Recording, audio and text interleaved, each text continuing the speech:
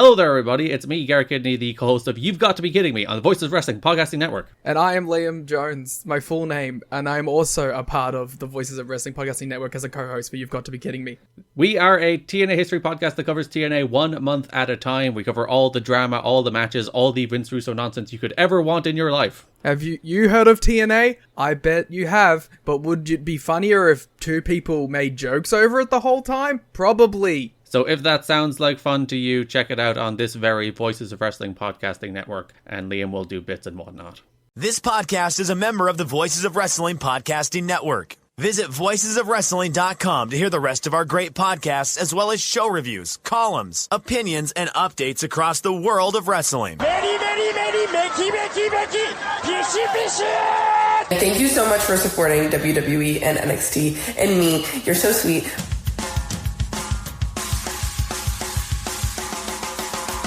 You are listening to the Flagship Podcast with your hosts, Joe Lanza. Let's pull over and have a wank, and then they pull over and have a wank, and then they do what they do, I don't know, that's sex positive. Rich Pritch. No offense to anybody that's listening that's a pilot or a boat captain, but you know what I mean? It's Who do you think's listening to this show? I don't know, And we are live on the Flagship Podcast. I am Rich. He is Joe. Joe, what's happening? How are you? So I spoke to the executives over at Audio Boom. Or who hosts this thing? Red Circle. SoundCloud. What are we doing here? Red Circle is our great podcast host. Yes, you spoke to our good friends at Red Circle. Yes.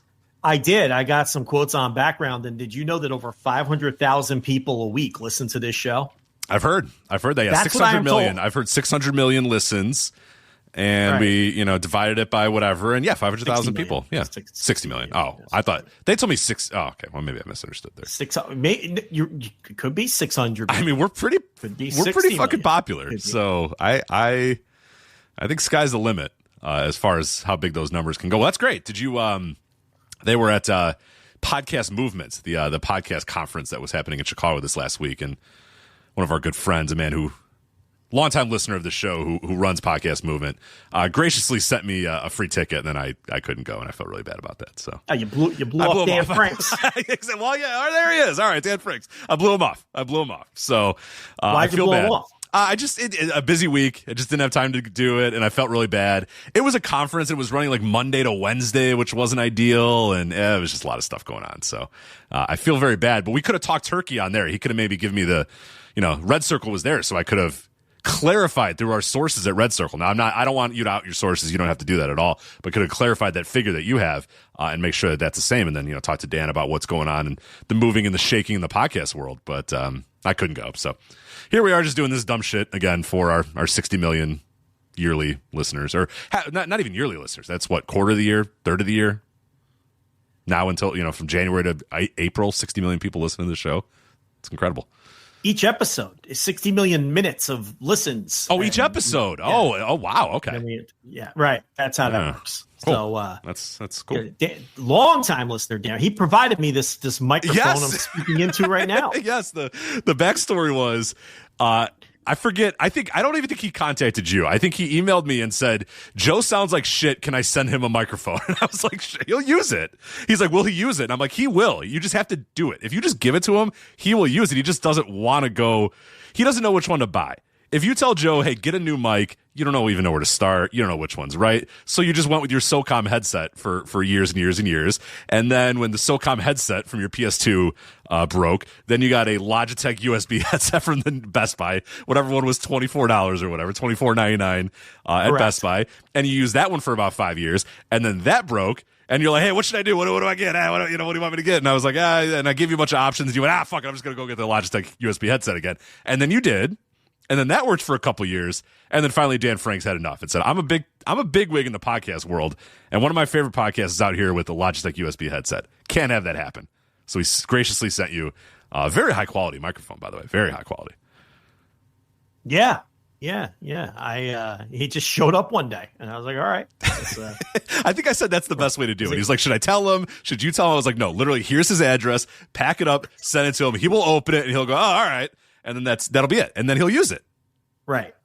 Just don't tell him. Don't tell him it's hard to set up. Don't tell him it's this. Don't do anything. Just send it to him and he'll use it.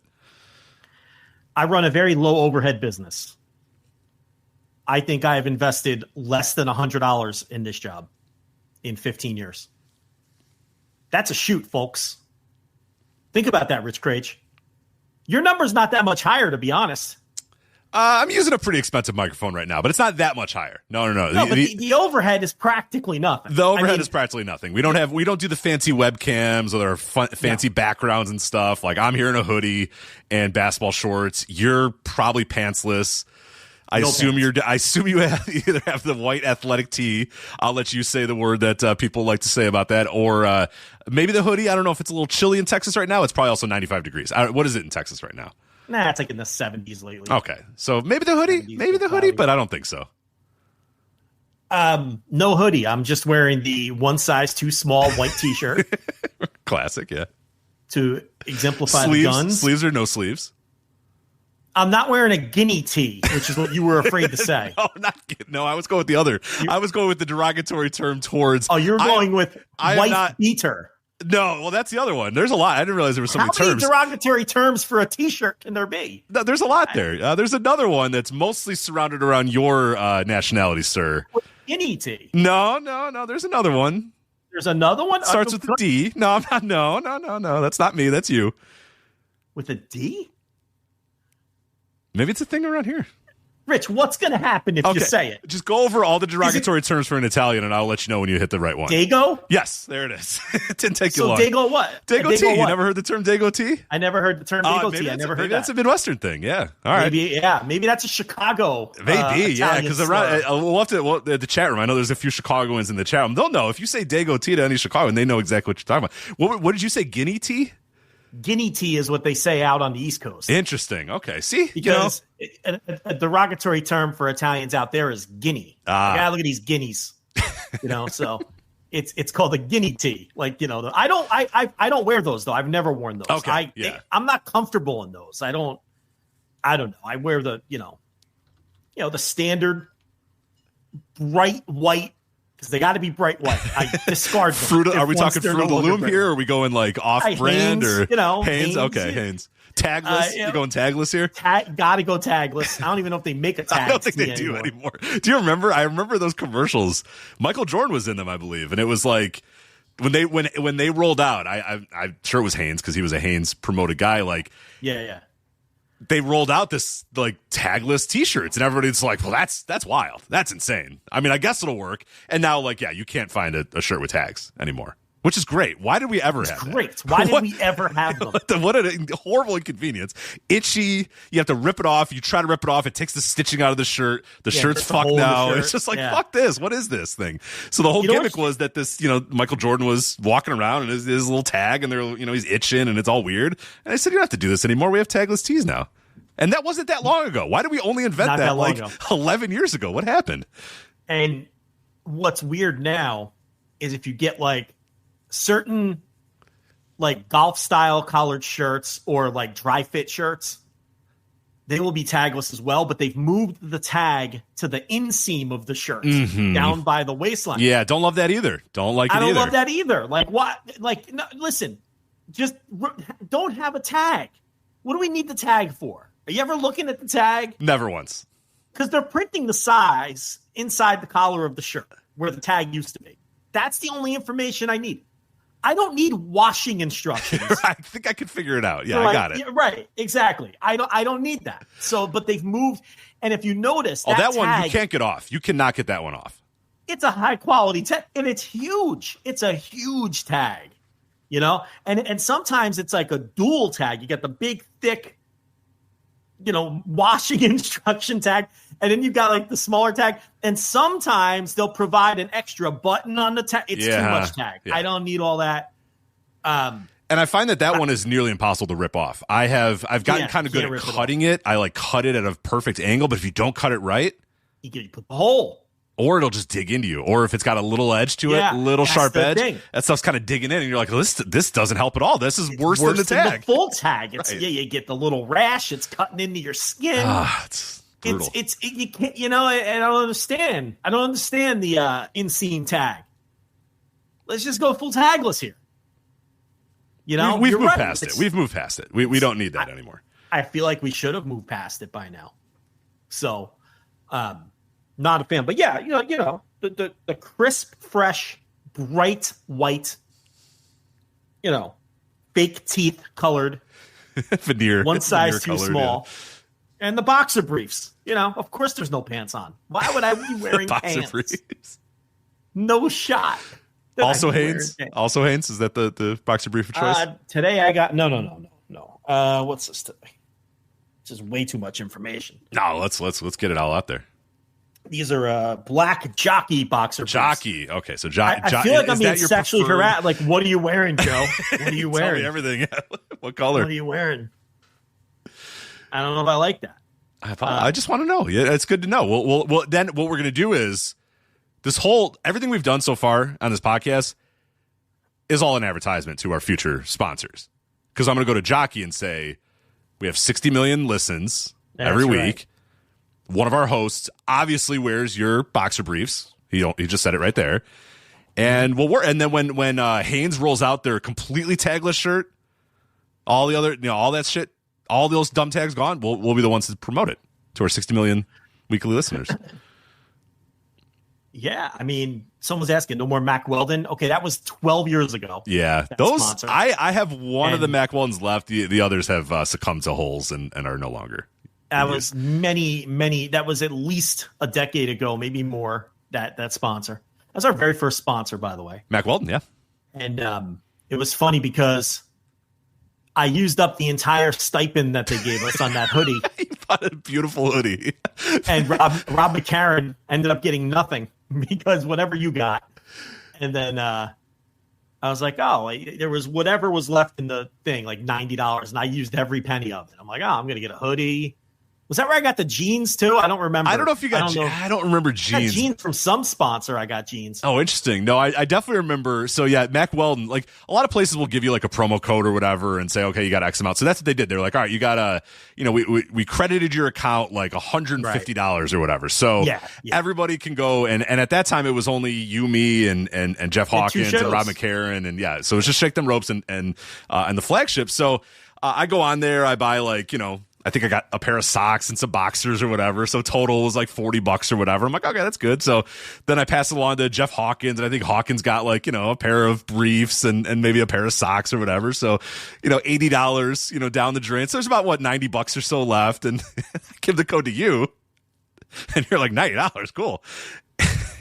I got the hoodie. And then I get a message from Rob like 2 hours later. Yeah. And he's like, it says there's no money on the account. And I'm like, that's insane. No, there has to be money on the account. They gave us like, $200 or $150 or whatever. I go look at the recent orders. And Joe bought like a $70 hoodie and then a $20 pair of briefs. Right. Like, yeah. Whatever. Yeah. That was that. Yeah. And I was like, how's that hoodie? Like, it's a pretty good hoodie. It's a nice hoodie. It's a quality hoodie. So. Yeah. It lasted me a while. I don't have it anymore. It's long since been donated, but you used it all up. We had some sponsor. I think we had one of those early sponsors where you like take a picture of yourself and then they're able to like send you clothes based on like, I don't think the company exists anymore, but now they have like Stitch Fit and all these other ones. Yeah. We had some company that did that. And I did the same thing. Like they gave us a pool of money. And I got a very expensive pair of jeans, and I don't think any of you guys got anything. I think it's just the jeans. I don't even remember that one. So yeah, I jumped all over that one. Well, in recent times, I have there was one sunglasses company that sponsored just the Flagship, and I know you're not a sunglasses guy, right? And I think I asked you, and I was like, and you're like, I don't care, buy whatever you want. So they gave us like a lot of money, so I ended up getting like 3 really nice pairs of sunglasses. So we'll call it even. You have the hoodie. I guess the pair of jeans. I didn't even know about the pair of jeans. It's kind of I had the jeans, yeah. Yeah, but I got 3 very nice pairs of sunglasses that I still use every day. So not all 3. I don't use all 3 every day, obviously. But. What was the was it Dollar Shave? Not Dollar Shave Club. We did have that. We had Manscaped. I think you're thinking of Manscaped. Those fuckers wouldn't stop sending me. I have so many of those in my house. I have so many ball 7. shavers. I have 7, and I've given like 4 away to people. I just started giving them all away. Like, I gave one to my brother-in-law, and he's like, "What is this?" I'm like, "It's a ball shaver." like, I don't have that kind of relationship with him, but he asked me what it was, and I told him. I'm like, it's a ball shaver. I'm like, do you want it? He's like, not really. I'm like, well, I'm already at your house. Take it's here, so I'm leaving it. You have to take it. Yeah. He's like, what do I do with this? I'm like, you shave your balls. It's for your pubics. And it was very awkward, but I just have to give these things away, because they just keep sending us ball shavers for a while. There was a 6-month period I was getting, because they'd have the 2.0, the lawnmower, the lawnmower 3.0, yeah. And I'm like, I can't. Like, I wasn't even thrilled with their product to begin with, to be completely honest. It's not a great shaver, but they're not a sponsor anymore. I could say that. But you got all these fucking ball shavers. Remember Bloom That? Yeah. Bloom That worked out quite well for some anniversaries and some Mother's Days for sure. Liked the little Bloom That. Did. They would send us free bouquets every Valentine's Day and Mother's Day, like as part of our arrangement. And I'd get these bouquets, and then I would break them up into singular flowers for the various women I was meeting through dating sites. I didn't want to burn off entire bouquets on some random Tinder match. And plus, that's a little weird anyway. Yeah, if you're a guy who shows up with a bouquet, like, I'm out. Right, you're right. Done. It's like, dude, I swiped right on you at 1:48 in the morning, and you're bringing me a bouquet of flowers. I mean, it's weird, But if you come with one flower, they're very like, oh, they like that. That's how they sound too. Exactly how I sounded right there. Oh, and with your one tulip, with my one tulip, it's close to dying, but not quite there. But right? Yeah, exactly. Because I don't know how to take care of a bouquet of flowers. They come in that cardboard box. Remember, starting to wilt a little, but it's all right. It's still a tulip. See, you had the nurse in the picture already. You had your mother. My mother's 2,000 miles away. I didn't have TLB in the picture yet. So I would be very efficient with those Bloom That bouquets and break them up into singular flowers, for my random hookups and whatnot. But those days are over. You guys haven't heard not in a while. In a long time. That shit dried up real fast. I mean, we had that Mega Mind or whatever, but their demands were just outrageous with how and I think finally you just told them. I told them, right? I told them that was enough. Yeah, they really, really wanted. We would go back and forth with these scripts, and I was just like, I'm just gonna talk about your product on the show if that's fine. They're like, no. How about you say that it helps you with this and it does this? And I was like, okay, now it's not me. I'm like, I wrote out what I would say about your product. This is how I would talk. And they're like, oh, this is really good. This is really good. And I'm like, all right, cool. So this is what I'm gonna do this week. And they're like, yeah, that works. And then an hour before the show, they would say, actually, can you say this, and this? And I'm like, no, okay. Here's what they wanted. They wanted us to work it into the conversation to where it would sound natural. The problem is those kind of ads never sound natural. No. So you'd be like, yeah, so AEW Dynasty is coming up this Sunday. And I'm like, hey, Joe, you know how I'm going to stay up to watch AEW Dynasty? I'm going to have Magic Mind or whatever. I'm like, and then I'm supposed to go, really? Tell me all about it. Right. What do you mean it helps you get energy without the shakes? Right. Tell me more. Right. Yeah.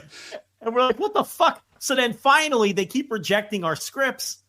And I tell Rich, I'm like, look, why don't I just do this ad read like Rocky at the Beast Aftershave commercial shoot from Rocky 2. Right. And I'll just totally ham it up, and Mega Mind really helps me keep Magic my Mind, sir. sharp. Magic Mind, sir. But see, I'd use the wrong words like Stallone did. I see. That's the gimmick. That's the gimmick. Do the Beast Aftershave read. And Rich liked the idea initially, but then it just, went out the window. I gave him a really dumb script. I gave him the worst possible script, hey Rich, you know what, and it was you being the one that was excited and telling me all about it, which would be obvious to everybody that it's not the way it's supposed to go. Because at least me, I could be like, hey, because you don't even drink coffee, and be like, hey Rich, you know what I do instead of drinking 3 cups of coffee every single day? And it was like, oh, this stuff that you would never do. And it was like a mushroom blend, and I'm like, Joe would never drink any of this stuff. So I wrote this ad that was you talking in this very excited tone or whatever about this mushroom and then I sent it to them, and they're like, yeah, it's good. And then they did that thing where an hour before they're like, actually, can you change this, and this? And I was like, you know what, guys, we're good. We don't need this money. It's fine. Yeah, and yeah, it was for $25, and we're like, you know what? I'm like, I don't need this. Rich, do we really need the $12.50 each for this? I mean, is it really worth the trouble for the $12.50? So, it's not like this is some major ad campaign that was going to fill our coffers. It was like for 25 USD. Yeah, I really, after like the 30th email back and forth, I was like, we're good. We're good, guys. Yeah, what are we doing here? Yeah, I don't need this. Yeah. The best and easiest ones were MyBookie because they didn't have to be live reads. So I would record them like at my own leisure and just send them to you, and you just stick them at the end of the show or whatever. They were probably the least pushy and easiest spot. Some of these sponsors, I don't know if people realize this. You got to go on like fucking conference calls before the campaign starts and listen to some douchebag do corporate speak and explain to you all about the product and how they want you to do the ad read. And it's like, again, dude, these ads aren't paying enough for me to take time out of my day to sit on a conference call. So Brad from marketing can talk me through, the latest in ball shaving with the lawnmower 3.0. They're always the same too. It's some fucking Austin, Texas, Silicon Valley guy. It's like, hey, what's up, guys? I'm Brad from marketing. We tell you all about this new product here. So we're going to do an onboarding here. You guys ready to onboard? I'm like, oh my God, here we go. Real excited to onboard today. Yeah. We got this really great product and we're just so happy you guys are going to be brand representatives for us. And like, I'm like, oh my God. Yeah. And then we'd do a couple ads, and then the company would go out of business, and we'd wait, and we'd wait a year and a half to get paid, and then eventually their bankruptcy lawyers would pay Red Circle, and then we get paid. So that's the process. Every one of them is out of business. They're all out of business. If you're wondering why you don't hear that many ads anymore, it's because every one of those companies is out of business. So every company I just mentioned, with the exception of MyBookie, is out of business. Every single one. I think Manscaped's still hanging on. Manscaped. Yeah, Manscaped. Yeah, like Bloom that and Blue Blue. You know why Blue Apron's out of business? Because they gave me 47,000 free meals. That's why Blue Apron is out of business. To be fair, I believe Blue Apron is still in business, but I do believe they are now owned. It's like a conglomerate. They're owned by, I forget who. It's like a combination now. Like all these meal kits are owned by like one company right now. Right. They all like merged into one giant meal kit place. I was getting so many Blue Apron meals. I was like, stop. I come home and there'd like be another Blue Apron box at my door with that fucking dry ice or whatever. Yeah, I didn't have room. Dry ices too. I didn't have room in my fridge for the. I had Blue Apron meals that would just spoil. I didn't have time to make them all. I started giving them to neighbors. I started being like, hey, I subscribed to this meal kit and they sent me too many. Do you want one? And my neighbors got sick of me sending them. They're like begging off. Yeah, they're like, no, I'm good. Like the first couple times they took them, and the next time I'm like, hey, you want roasted pork? And they're like, no, we're good. You know. Yeah. Do you want to dice? Do you want to dice garlic? Pork with some garlic potatoes. Right. You know. And it always with the chopping of the garlic. Always with the fresh garlic. You got to chop the garlic. Like everyone came with the garlic cloves, and I still have all those recipe cards. I swear to you, I have hundreds of them. I still make some stuff. I still make some of the stuff that we got from Blue Apron. There's one thing I forget what it is. It's some pork dish. It's some I forget what it is. But the sauce that you made ended up being pretty good. So I was like, I'm gonna keep that just to get an idea of what the sauce is or whatever. Yeah, I kept the recipe cards because for some of the side dishes and things that I thought were decent. But they would always send like. It wouldn't be like rice. It would always be like, what's the one that starts with the Q? That's quinoa. Like, right? Quinoa. It would always be quinoa and all this other bullshit. A lot of farro and quinoa. Yeah. It can never just be simple. It always be some fucking fancy millennial bullshit, like quinoa or fucking, they always had to jazz it up in that way. But yeah, the meal kits are what's the big meal kit now? It's Factor. You Factor. Yeah. That's like a health. That's like a health sort of. concept. Yeah. That's a little different. Like that's if you work out so much that you're always on the go. Right? Exactly. You gotta have factored meals. It's not like it's for the plain grilled breast meat brown rice crowd is like how I have always. Yeah, the problem with Factor is, and I've gotten Factor before and actually enjoyed it for a little bit, but it eventually gets pretty samey. And you got to kind of be okay with just a hunk of meat with a little bit of something on top and then green beans or whatever. You know what I mean? It's not the most enticing all the time, but they're still live. So hey, if they want to sponsor us, we're all good. We're all good with that. Yeah, but I don't think that's coming anytime soon. So Blue Apron would let you pick the meals at least too, and yes, they'd send because you'd have to go in and and check the little boxes, and then you'd pick your meals, and that whole fucking thing. They love to do salmon. So I don't need salmon, but there's so much fucking salmon. I don't know what their deal is with the salmon. I do remember at one point I emailed them and I was like, can I just get less? Can you just give me less? Like, you guys are probably bleeding money. Like, can you just give me one meal a week? Maybe 2 tops. I don't need 3. I don't need 5. Like, I don't need every single day. I can't cook every single day, please. For God's sake. To be fair, they kept sending the codes and I kept redeeming them. So it's kind of my fault. But true. I'm like, if they're going to keep sending me these codes, I'm going to keep beating Rob McCarran to the group email, and I'm going to redeem them before he does. And I'm going to get all 47,000 of these Blue Apron meals, because then it would be each redemption code would be like 3 weeks worth of meals. It'd be like 3 boxes of fucking meals each time you use the code. So I'm not going to lie, they got me through some tough times. Those Blue Apron meals. Oh yeah. They got me through some tough times. I mean, I had that whole thing with that job that you're aware of. Like, that got me through that, and everything. I don't know if I would have fucking ate if it wasn't for Blue Apron at some points there. But what an ad! What an ad! I'll invoice them. Say that again a little clearer, and then I'll invoice them. I'll clip it out and invoice them. Yeah, you're right though. That'd be the pattern. You read these ads, the company fucking closes, and then you get paid. 14 months later, 18 months later. That's right. that's how it would always go. You think they're not sending you your money next week. I mean, you're lucky you get it in 90 days if you get that, Magic Mind $25 check in 90 days. Do you think they were just fucking with us to get us to do free ad reads? At a point, I think that, I did at a certain point think that that's what was going on. So that's kind of why I was like, I think we're good here. I think we're done. So they did send me some. I didn't even bother. They were like, "Oh, what about your co-host?" And I was like, don't send it to him." Well, I got something. I don't know if it was those guys, but I got something in the mail once. I got like a shaker, like the Akira Tozawa shaker, and remember him in Yuhan Nation with the shaker, of course, little blender bottles, yeah.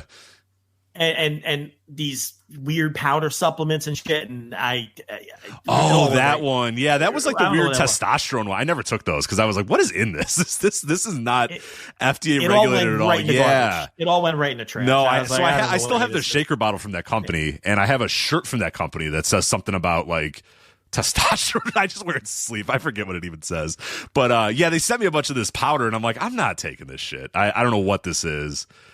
I'm good. Yeah, so I never tried that. How the fuck did we never get Blue Chew?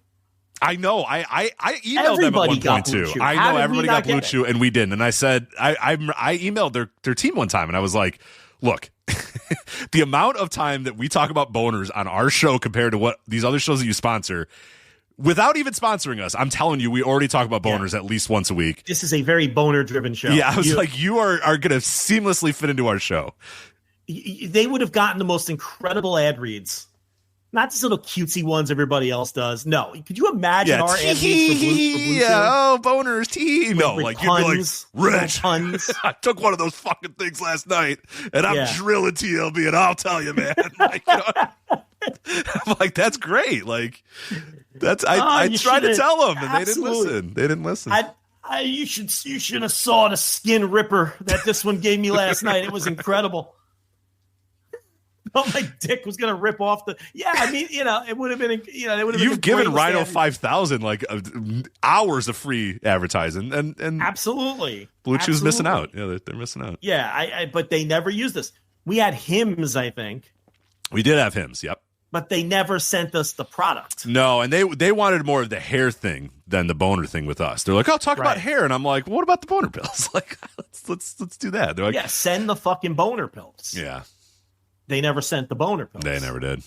I mean, I would have taken one on air. I mean, we could have so much fun with boner pills. I mean, they don't know what they were missing out on by not giving us a boner pill sponsorship.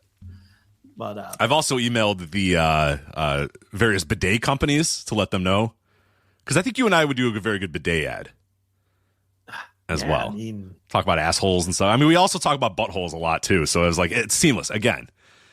It would not be that hard to talk about clean assholes on our show. That would not take that much to get there. Yeah. I mean, you're a big fan of the bidets. Love the bidets. Big fan. I think you just want a bidet. I already have them, actually. That was the other thing, too. I was like, you don't have to send it to me. I already have it. Because I like the bidets so much, I already have them. I already have your product. Let me talk about your product. And they didn't care. Well, Fine. how would that even work? Like, doesn't that have to be built into your toilet? No. Just got to build it into your water line. You just got to hook it up to your water line. You got to get a plumber out there for that? No. If I could do it, you could do it. Trust me. And I'm terrified of plumbing. No. I'm telling you, all you have to do is disconnect your water line. I'm not going to do an ad for Tushy right now. Fuck them. They didn't respond to my emails. They're good. But no, you just have to turn off your water line for a second. Then you put this thing in that splits the water line. One part of the water line goes back to your toilet. The other part goes to the bidet, and you're good to go. Nice and easy. Water line. Look. I don't plumb. No, I don't either. I don't either, and I still did this. I'm telling you could do it. I'm terrified. I think you're greatly overestimating my ability to plumb. Yeah, Eric. There's someone in the chat room. Hey, I don't know if he used the bidet, but Eric has been to my bathroom. He said it is kind of confusing. So, all right. He said my bathroom's kind of confusing. Why has this random person been to your bathroom? Eric lives in the Chicago area. He's come for Royal Rumble parties. Oh, so he just stops by when he has to take a leak? And he's like, oh, no, he's come and watched the Royal Rumble at my house. And I'm sure at one point I had to go. Oh, okay. All right. Okay. All right. That would, that just, that's a little weird. I got to be honest. I don't think I've ever had a listener at my house. Shining Wizard does sound, has a good point here. It says, Joe Plum's a bidet is $10 tier content. Yeah, like TLB recording you trying to put the bidet in. She does all that shit. She does all that. Okay. All the fixing stuff and hooking things up. I don't get involved. So she handles that. Okay. Well, good for her. She'll Google things to see how they're fixed, and I'm just like, I don't have patience or time for this. You go ahead. I think you could do the bidet, but regardless, they didn't return my emails, so they're dead to me. I don't care. Yeah, nobody gets ads anymore anyway, so nah, that's fine. All these startups are dead. They're all dead and gone. What do you think all these guys are doing that starting up new companies? I think it's just a constant stream of you close this company and you start a new one and like, oh, hey, we're going to shake up the insert whatever. These guys aren't broke in the street after all their other I think they just hop. They just hop to another place. All right. They get out exactly at the right time. They, make an IPO, they make a little bit of money, they bounce out as quickly as possible, they move on to another company and hey, yeah, we're here and trying to change the bandana game. Bandanas have been the same for so many years, and now we have our new bandana. It's like, okay, thank you. Yeah. And we donate 79% of our sales to the needy. Like, that's the other thing they like, they never keep any of the money from their sales. Right. Maybe that's why none of them can stay in business. I think that's more for Uncle Sam. I think that's for Uncle Sam purposes. But yeah, that probably doesn't help either. Probably doesn't help the bottom line much either. You ever watch Shark Tank? Of course, always. Love the Shark Tank. Every one of these guys who comes on there, that's this kind of guy that we're describing, right? That perfect, like, millennial age. I've got a startup. My food truck business didn't work out, so now I've invented this thing, right? My food truck using nothing but organic ingredients, farm-sourced from local farms. Shockingly, that didn't work out when I was trying to sell $17 hot dogs out of a food truck. That didn't work out. So what I'm doing now is I have this product. And every time at the end of the pitch to the Sharks, it would be they donate some exorbitant percentage of their sales to some kind of charity. And it's like, I would be screaming at my TV. This is why you're begging Mark Cuban for money. Because you're giving away half of the money you're making. Right. Because you want to come across as virtuous to all your other douchebag buddies. Just keep the money, my guy. That's how it works. Stay in business a couple more years. Yeah. Yes. See, someone said they're all in crypto now. I think that's a different kind of guy. That's a different guy. Yeah, the crypto guys are different than startup guys. Crypto guy is rise and grind guy. He's not, he's not a millennial startup guy. That's a different kind of guy. Crypto guy's following the path of I don't know. It's a different kind of guy. It's different guy. A different energy, different vibe. Yeah, for sure. Totally different guy. Again, these people have not been on these calls with these men. There's a big difference when you're on with Brad from fucking whatever the hell. Well, I can proudly state we donate 0% of our proceeds to charity, Rich Craig. We do, yeah. You can. I give a little to the Humane Society, my nearby Humane Society. Our listeners can go to sleep. Their head can hit that pillow knowing that we are keeping 100% of those proceeds for ourselves. Full disclosure. See, the thing about it is, and this is not a shot at anyone, I promise you, I would never talk about my charitable donations. It's just not my thing. I prefer to do that stuff quietly. And I know that the reverse of that is, well, if you talk about your charitable donations, you're then maybe exposing these charities to other people who might help those charities. I understand all that, and I'm not knocking people who are loud and proud about that stuff. That's just never been my style. I personally find it tacky, and my skin would crawl if I was like, oh, here's all the things that I donated this. I can't do it. And I admit that's probably a me thing, and again, that's not a shot. I promise it's not a shot. This got real serious all of a sudden. It did. Yeah. It's got real serious all of a sudden. All right. Well, I guess at some point we should talk about professional wrestling. A lot going on this week, so let's get into it. All right. So a lot of wrestling to get to this week. We're going to preview New Japan's Sakura Genesis show coming up this weekend. Finally, if not now, never. 2025 Champion Carnival preview. I think I first put this on the topics and run sheet for our show about 2 months ago. We were like, we'll get to it. And I think it appeared about 3 or 4 times on the, hey, maybe we'll get to the Champion Carnival this week. We never did, but we got to get to it this week because it's starting up next week. So 2025 Champion Carnival preview coming up later in the show as well. I'll review the All Japan Pro Wrestling Dream Power Series show from March 29th, featuring a Triple Crown title match between Jun Saito and Kento Miyahara. We'll talk about BJ Bethel's report on AEW's performance on Max, how AEW is doing on streaming. And I think we'll start off here. I can't think of a better way to start off this week than AEW Dynasty. Coming up this Sunday, AEW Dynasty 2025. We'll preview that show here now. We do want to let you know, though, we are going to review the show Instant Reaction Live on the $10 tier, flagshippatreon.com. That will be available immediately following the show on Sunday. So when the pay-per-view goes off the air, we'll be live, $10 tier, flagshippatreon.com with the best, guaranteed the best post-pay-per-view review show in the game. We go longer, more detailed, more passionate than anybody else in the game. AEW Dynasty 2025 Instant Reaction Live, $10 tier, immediately following the show on Sunday. So I'm excited to do that, and excited to preview the show too, even though I think it's an interesting show in a lot of ways. I think it's a very top-heavy show, but AEW pay-per-views are kind of the best bet in wrestling. We talk about it a lot. So I have a feeling this one might over-deliver because on paper, and I'm curious on your thoughts about this as well, on paper it doesn't jump off the screen at me right away, and I think that's maybe in contrast to Revolution, which on paper looked like, oh my God, this is going to be one of the greatest shows of all time, and it actually delivered that. Of course, this one, I don't know. This is an interesting-looking show in a lot of ways. But yeah, big picture, what's your thoughts on Dynasty before we go match by match here? I think it's the complete opposite of Revolution, in that Revolution was a show that was super deep with a bunch of matches that really could have been main events of major shows had they been promoted as such, whether it was Ospreay and Fletcher in the cage, or MJF versus Hangman, or Tony Storm versus Mariah May, or, you go right down the line, Kenny Omega versus Takeshita. So it was a super deep pay-per-view with a relatively weak main event. It felt like the main event was one of the least anticipated matches on that show, but it felt like that show was going to do well because of how stacked and deep it was. This show is the opposite. I feel like the main event feels hot. I think that it seems like people are hungry for Swerve to beat Mox here. It feels like a hot main event match. And the undercard isn't much at all. I think this is going to be a pay-per-view that whatever business it ultimately does is going to be driven by the main event.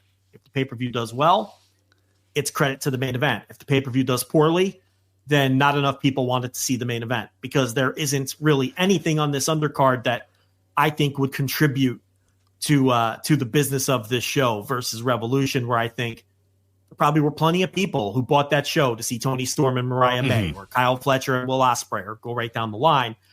There's nothing on this undercard that says that to me. Nobody's buying this show to watch Hurt Syndicate against the Learning Tree for the tag team titles, or to watch Monet wrestle Julia Hart. They just aren't. So, but the main event to me does feel like a hot main event. This feels like a main event that will draw, and I think that the pay-per-view, I'm not as confident that this pay-per-view will do well as I was last month, but I do think if I had to make a prediction, and this is the last chance to do that, I think the show will do well. I think it'll do well, too, because of the main event. I'm right with you. And I think what we have with the main event, too, is I think it was a hot match before. I think it was a hot match just with Swerve and Jon Moxley, and the idea that Swerve's real hot right now, and Moxley feels like he's beatable for the first time in a while. So do they move that title switch? What do they do? And I think they only intensified that on Wednesday with the Hangman Page interaction they had at the end of the show.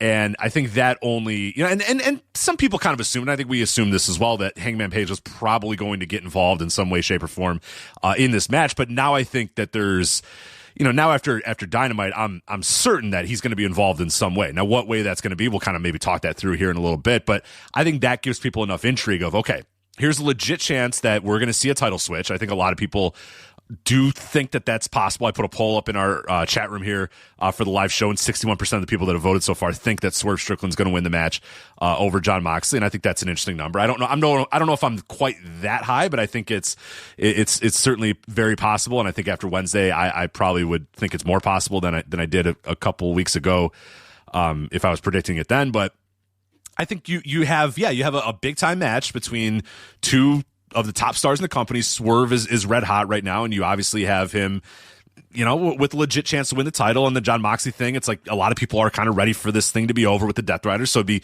a good time to have him lose. So you might be watching to say, I can't wait to watch him lose. You might be saying, hey, I'm going to buy to watch Swerve win. Like, I might just buy to see how it all plays out or whatever. So I think, this is going to be a show that really that main event is going to be what drives you, because you're absolutely right. And there are stars and there are top guys up and down this undercard, but they're all in, just kind of whatever matches. Will Ospreay, he can draw pay-per-view buys. He can draw, but he's in there with Kevin Knight in the Owen Hart Foundational, first-round matchup. Like, no one's buying that Will Ospreay is going to, maybe you're watching. You're not paying to watch that. No. You're going to maybe say, hey, cool, he's going to have a match, and Kevin Knight, I've heard good things about this guy. That match might be pretty fun, and that match might be pretty good, but you're not paying a pay-per-view to say, oh, I can't wait to see Will Ospreay versus Kevin Knight.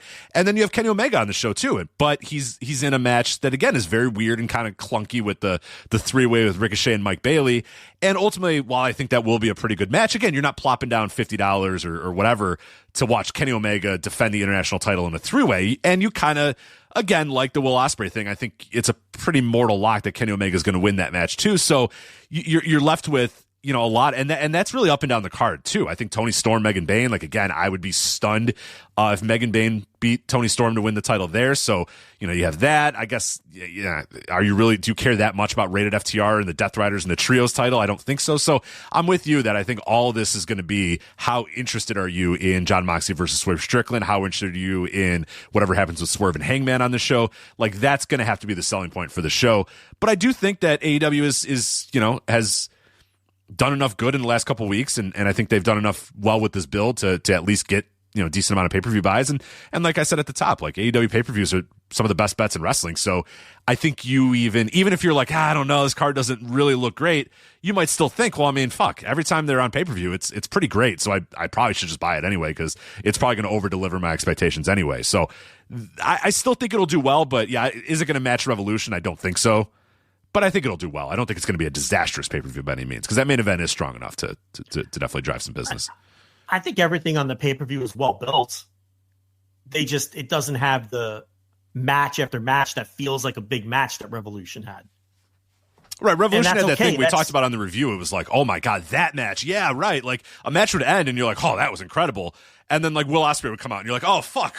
Will Ospreay and Kyle Fletcher's next. Shit. Like, I forgot. Like, you had legit, like, 3 or 4 main event level. I mean, you could have main evented Toni Storm and Mariah May, really. I mean, given how long that story had gone. You could have main evented Ospreay and Fletcher in a cage match.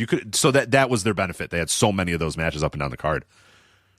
And I think that we all underestimated Mox and Cope too, with the benefit of hindsight, because it popped a rating on the very next Dynamite when almost nothing pops a quarter hour to that degree on Dynamite anymore. And I don't know if you saw Tony Khan, but he had some very interesting comments when he was asked about, does he pay attention to negative fan feedback when it comes to the Death Riders? And Khan's answer, if you read between the lines, was very telling. He said, fan feedback is always important, because he's not going to bury the fans.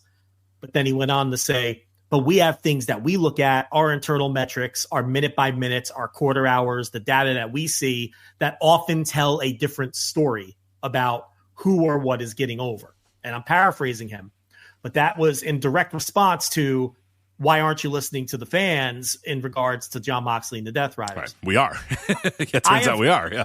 Yeah, I've totally come around on that. Whereas I don't love the storyline either, and never have, as everybody knows. But I think that we've probably all beat it up too much in terms of this idea that it's just been this complete rejection from the fan base. It just isn't true.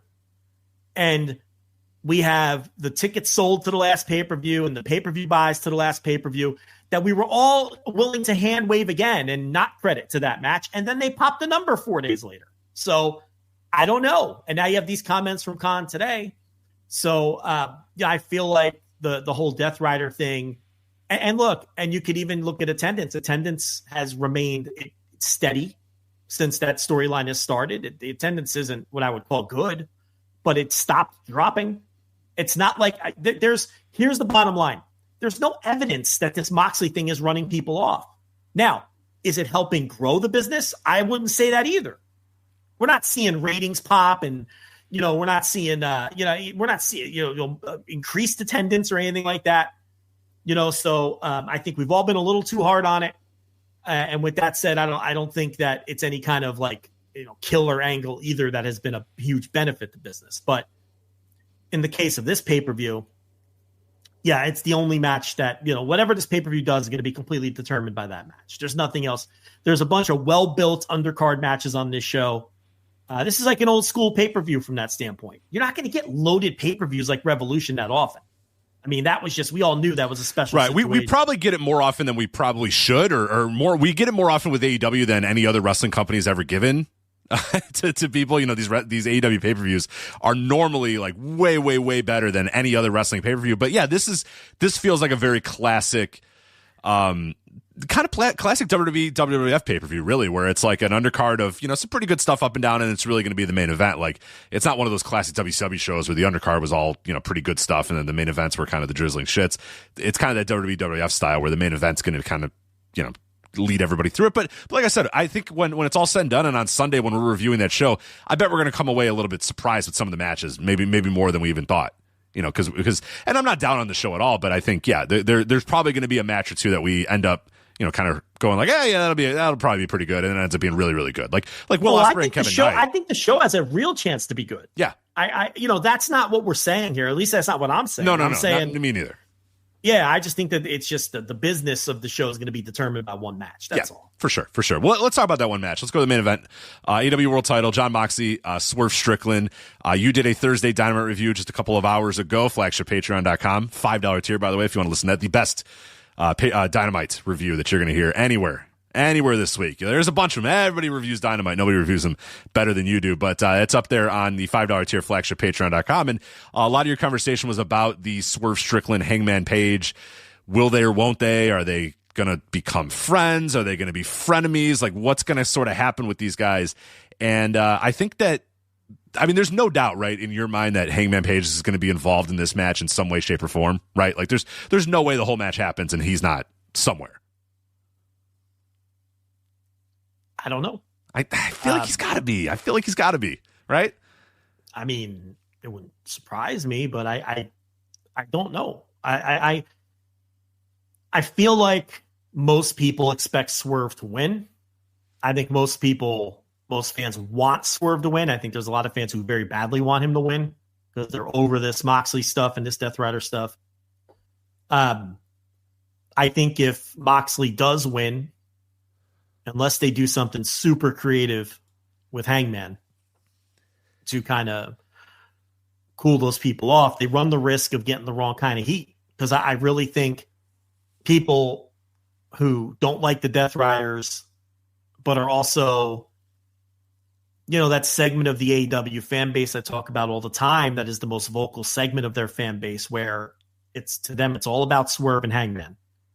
And they're only truly happy if the top of the card is built around one of those two guys or both of those two guys. And they finally see this as the end point of the Death Riders. They're taking a deep breath and they're saying, all right, well, it's Swerve, and it's full circle from last year, and we're reigniting whatever story they're going to tell with Hangman. So now we're finally going to be done with the Death Riders, and we're finally going to have one of these two homegrown guys that we like to rally behind on top of the company.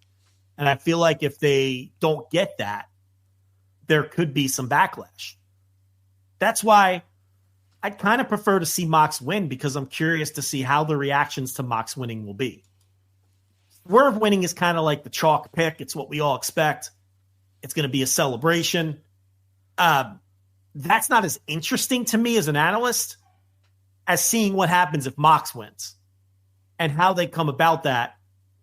And because he's not going to win clean, and how that leads to the next step in whatever they're doing with Swerve and Hangman. Right. I think, that's so let's start with that scenario. Let's start with the scenario that Moxley wins. I think he probably doesn't beat Swerve clean if he does do that. That would incite if he just, or if like Wheeler Yuta comes in and kicks Swerve and then Moxley hits him with the Death Rider or whatever, and that's how he wins. Like that would not go over well. I think the only way that you can, like you said, that it would go over well to the audience in maybe a positive way would be that Hangman comes in and costs Swerve the match somehow, whatever it may be. He's always said, you will never hold the title ever again. I will make it my mission for you to never hold that title ever again. So he lives up to that. He does whatever it is to help Moxley win or take Swerve out or whatever it may be. I think that's the only way that you can get a palpable, or at least from the hardcore fans, like you said, and I think the only way that story really works, because I don't know, it seems really difficult for me to get to a point where Moxley just pins Swerve, whether it be clean as a sheet or if you have the Death Riders run in and beat Swerve up and then that's how he wins.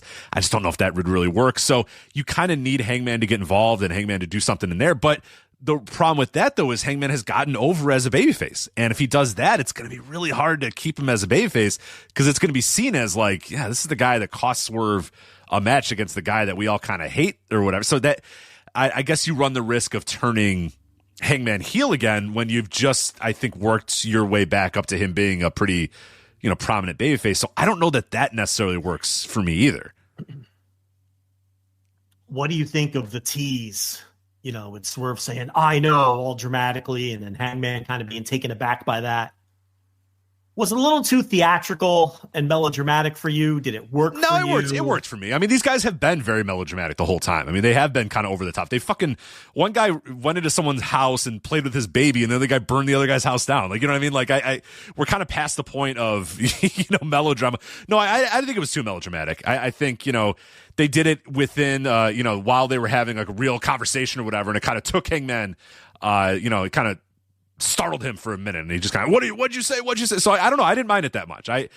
There's a way where that could be very melodramatic, and I could roll my eyes. I wasn't this way though. I think they did a good job of weaving it in, in a way that didn't feel too unrealistic. So I didn't really mind it, and that kind of gives me to my next theory or whatever. So we have, okay, we'll start with the first theory that you mentioned as well. Moxley beats Swerve. In your mind, what's the only way that he could do it? Or what's the ways that you would do Moxley beating Swerve that would be... have a very clear path to Swerve Hangman or whatever the next chapter of that story is going to be. Right. You agree with me that like if Wheeler Yuta came in and threw a drop kick, no. Like that would that'd be all the wrong type of heat. The fans, they run the risk of really pissing off a portion of the fan base with a finish like that. It has to... If Swerve's going to lose, it has to involve Hangman in such a heavy-handed way that there's really, that it has to take the focus away from the title, and all of the focus has to be on Swerve and Hangman. Right. So the other scenario, like I laid out the scenario that Hangman straight up comes out and costs Swerve the match. You know what I mean? Straight up comes out, costs him the match, whatever. The other theory, and this is the one that I think is probably my favorite, and I think the leader in the clubhouse, even though I know a lot of people think Swerve's going to win this, I think my theory is that Hangman goes out there with the intent of helping Swerve because he said, I know, he showed humility. I believed him. I know I said I didn't want him to win this title, but I also don't believe with what Moxley. I don't love like you could buy that Hangman, he hates Swerve and he wants him to, but he also doesn't like John Moxley and there's a benefit to, hey, if I win the Owen tournament, I could face this guy as champion later down the line and take the title away from him. So whatever. So he comes out with the idea of helping Swerve, but ends up, hitting Swerve instead. John Moxley ducks or whatever, a belt shot or a chair shot or whatever, and he ends up hitting Swerve. And then you can still have Hangman play up the idea that, hey, I tried to help you. I didn't mean to do that or whatever. And you can get to the Swerve Hangman match. And like you said, still have that be the central focus of the match. But Moxley then can kind of wither out of the back door with his title still. And you don't necessarily turn Hangman heel. You kind of have it be the shades of gray that these guys have been for a long time. Well, they're clearly teasing bringing them together, which is a whole separate conversation too. I think it's too soon for that myself. Agreed. I think that's something you save for way down the line. Unless this is just going to be the first of a series of teases in that direction and you string this out for a year or 3. I like the idea that they're always going to hate each other's guts. And then whenever they see each other in the hallway, so to speak, it leads to another match once every year and a half or whatever. I think it's way too soon to do the super team between Swerve and Hangman if that's eventually where this is going. I never want these dudes to smile in the presence of one another. I don't either. I don't think they'll do that necessarily. They'll probably be uneasy around each other. The best way to do it, if they're going to do it, is to have them have a common enemy or a common task or a common focus. You don't all of a sudden, they don't have to be the Fantastics out there slapping 5 and smiling and, you don't do it that way. But, to me, it's still all too soon to kind of go in that direction unless this just kind of like the first hint. I prefer that they just can never stand the sight of each other and always exist to destroy the other. I prefer that because it'd be different. How often have we seen that in pro wrestling? It's very rare. Eventually all great rivals come together or whatever. It's you could probably think of maybe a couple examples where it didn't happen. But I kind of like that idea of making that a forever thing. But I do think that there's some mileage and some potential money to be made by the will they or won't they. The comparison I made was to how sitcoms use sexual tension, whether it's Jim and Pam on The Office or Sam and Diane on Cheers or Who's the Boss, or, you could think of a million other examples. Some of those storylines were milked for a decade. When are they going to fuck?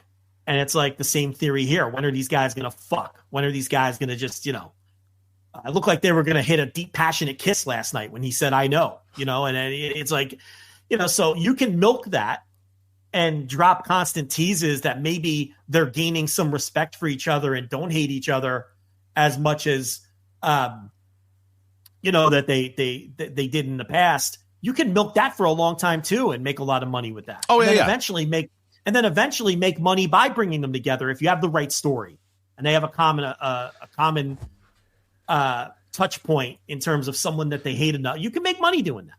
So maybe that's what this is. But if they're like teaming on the next pay-per-view, I just think it's entirely too soon. Oh yeah. No, that would be bad. And that kind of gets me to my next, theory. Because the last one that I mentioned where Hangman tries to, I just wanted to clarify to a couple people in the chat room. When I said favorite, I don't mean like I like that idea. I hate that idea. I hate the idea of I try to hit you with a weapon and you ducked or whatever. Like that's Vince Russo bullshit that I hate that. I would not want that. I would not want Hangman to get in the ring to try to hit John Moxley, but Moxley moves out of the way and then he hits Swerve or whatever. And then we go, oh my God, did he mean to do that or not? Like I would hate that as a main event story. What I think you can do, and I think that maybe what would be my favorite in terms of like what the one that I would like is, I think you have Moxley and Swerve and they're out there having their match or whatever. The Death Riders start coming out and doing all their bullshit. Hangman comes out and he gets those guys out of there. You know what I mean? He evens the odds. He just gets all the, he does whatever he does, whatever it may be. He gets the Death Riders out of there and Swerve just wins.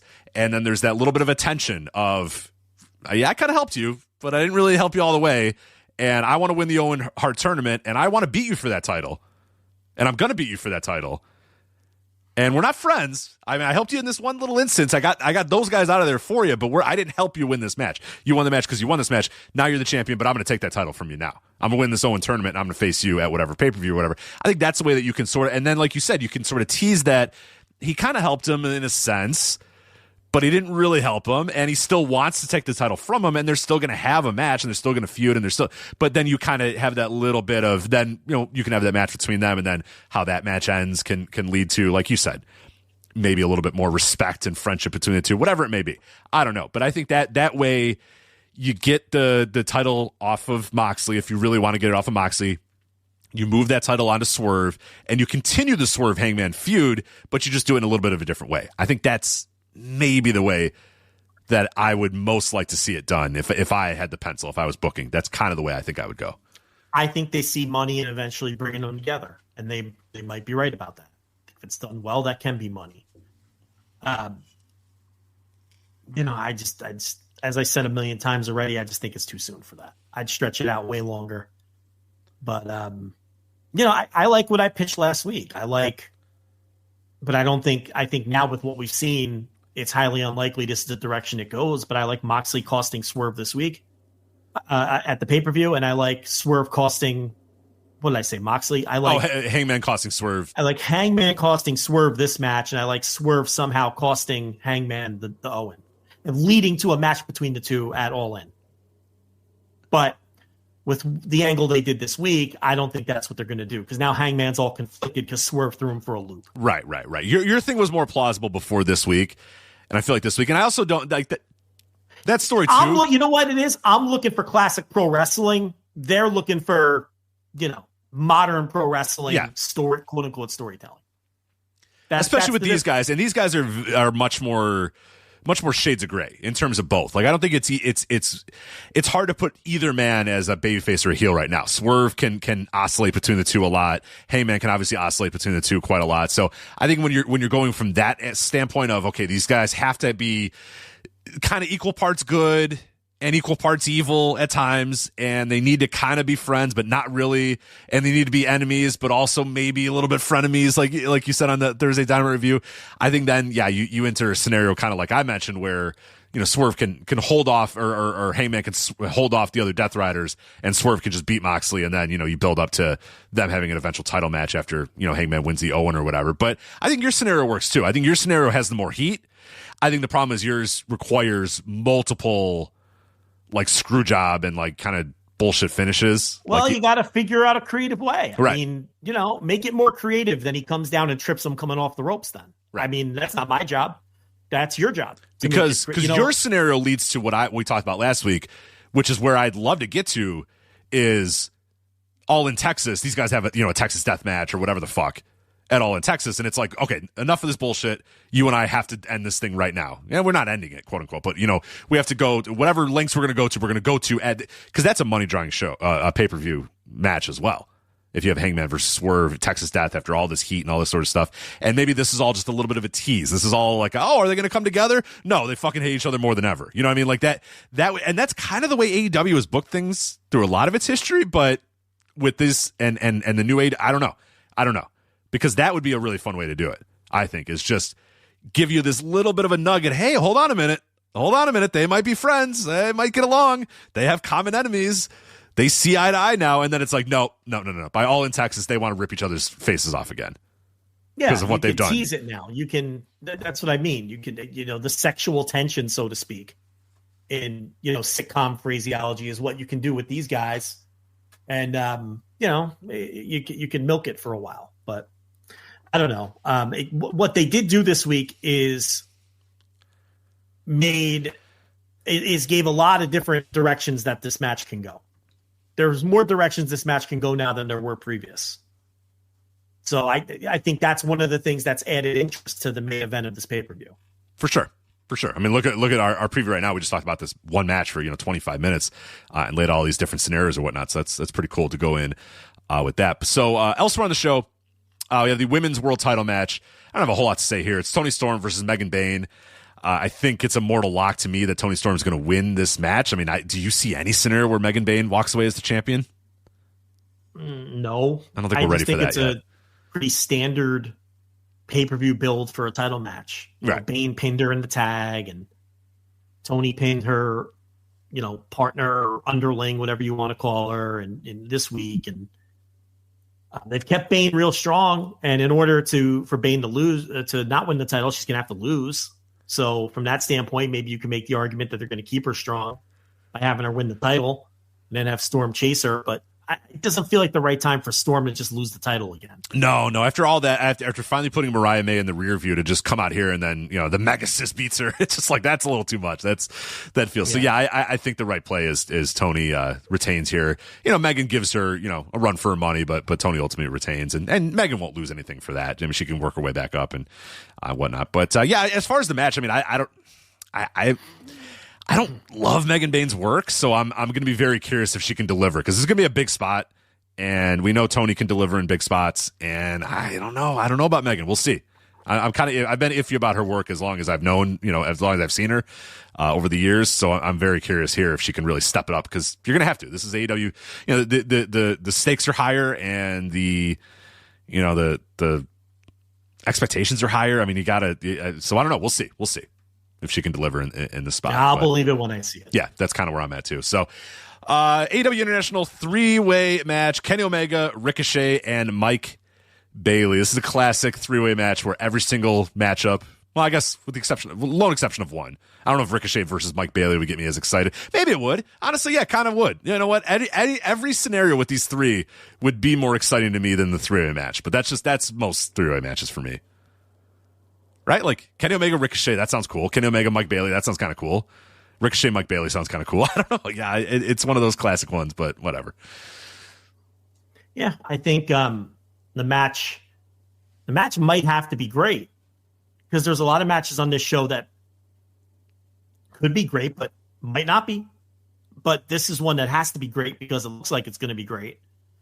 And you can't have that one not deliver when, 3 or 4 of these probably won't deliver at a super high level. So this is one that I think has to be great no matter what they're doing with it. And everyone seems to think Speedball's just there to take a fall, and that's possible. And I don't think it'll hurt him one bit, and that'll be fine.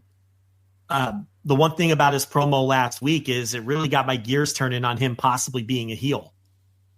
We've never seen that. And I thought he had very interesting reactions to being booed.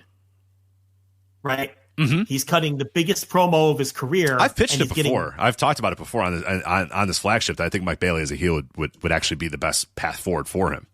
Yeah. I mean, he's cutting the most important and biggest promo of his life, and he's getting an unexpected reaction.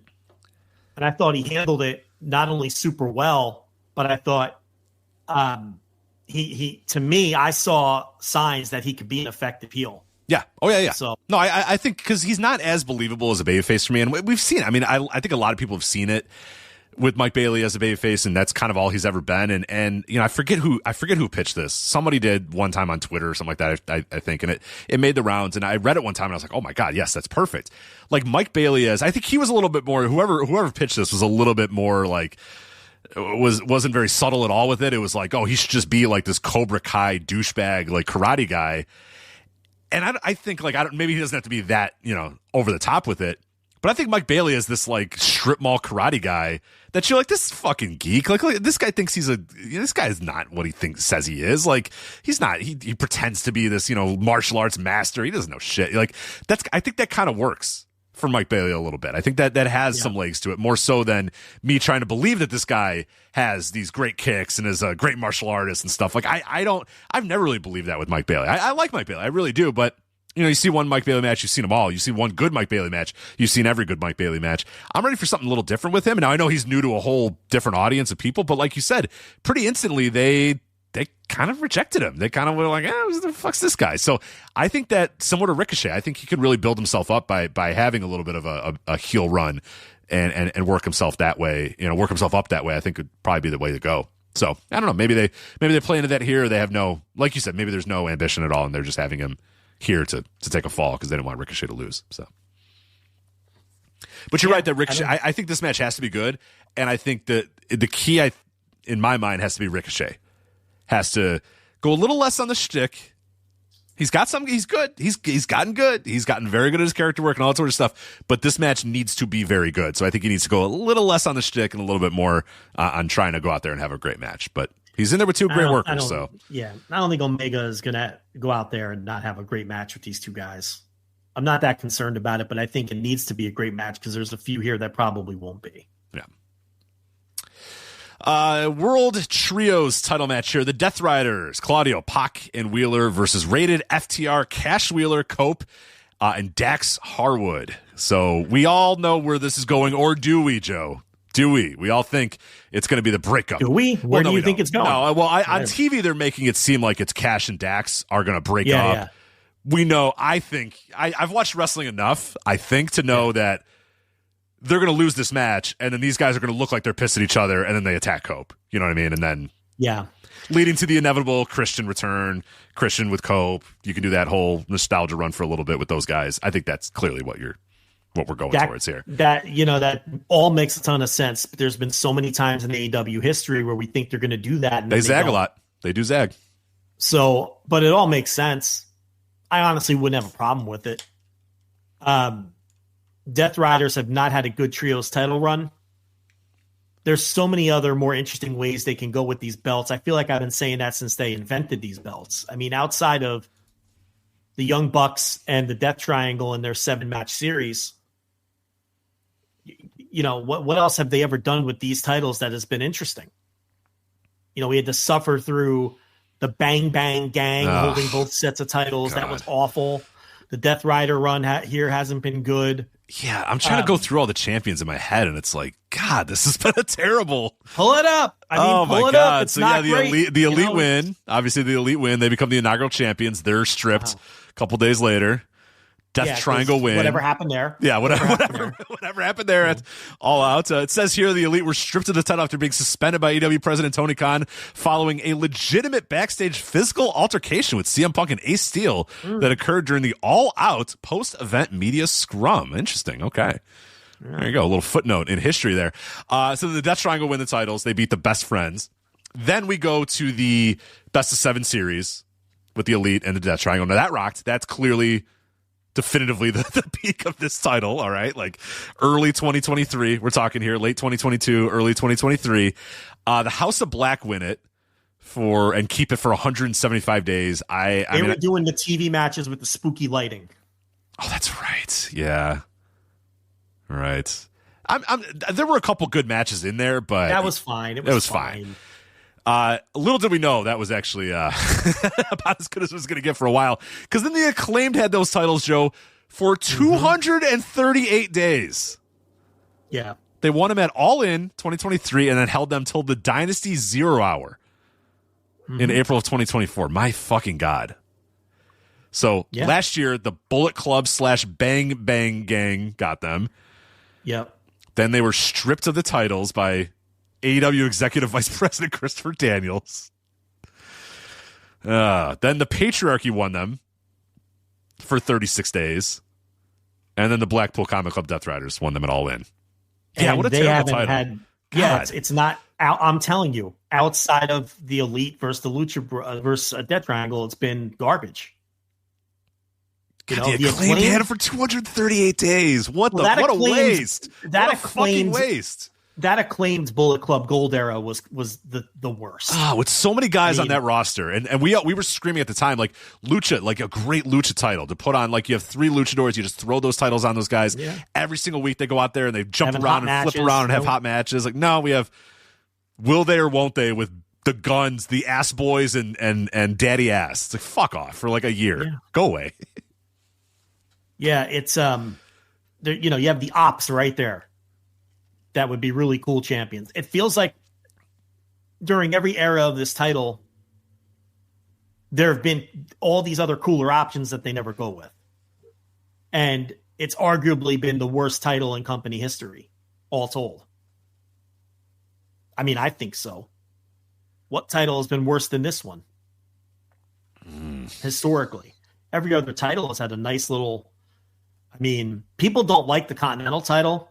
I like that Okada has held that title forever, and I think they could do more with him, obviously, but he clearly has limited dates. I mean, we're way past that now, right? I mean, clearly this guy has like 20 dates a year in his contract, maybe less.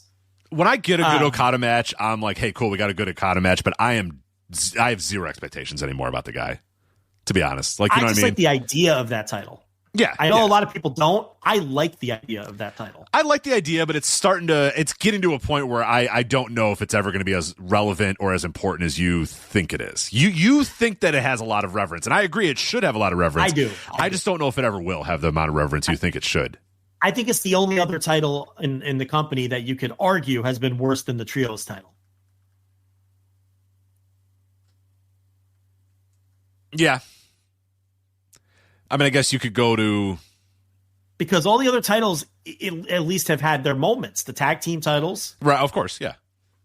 You know, the world title, obviously. The TBS and TNT all had some stuff. Yeah, the TNT title had great, title reigns. Right. International had a great reign with Orange Cassidy and stuff, yeah. Yeah. TBS, it has had some good stuff. So it's either the Trios or the Continental. The Trios are just so misused. They've never gotten what they could be getting out of those titles.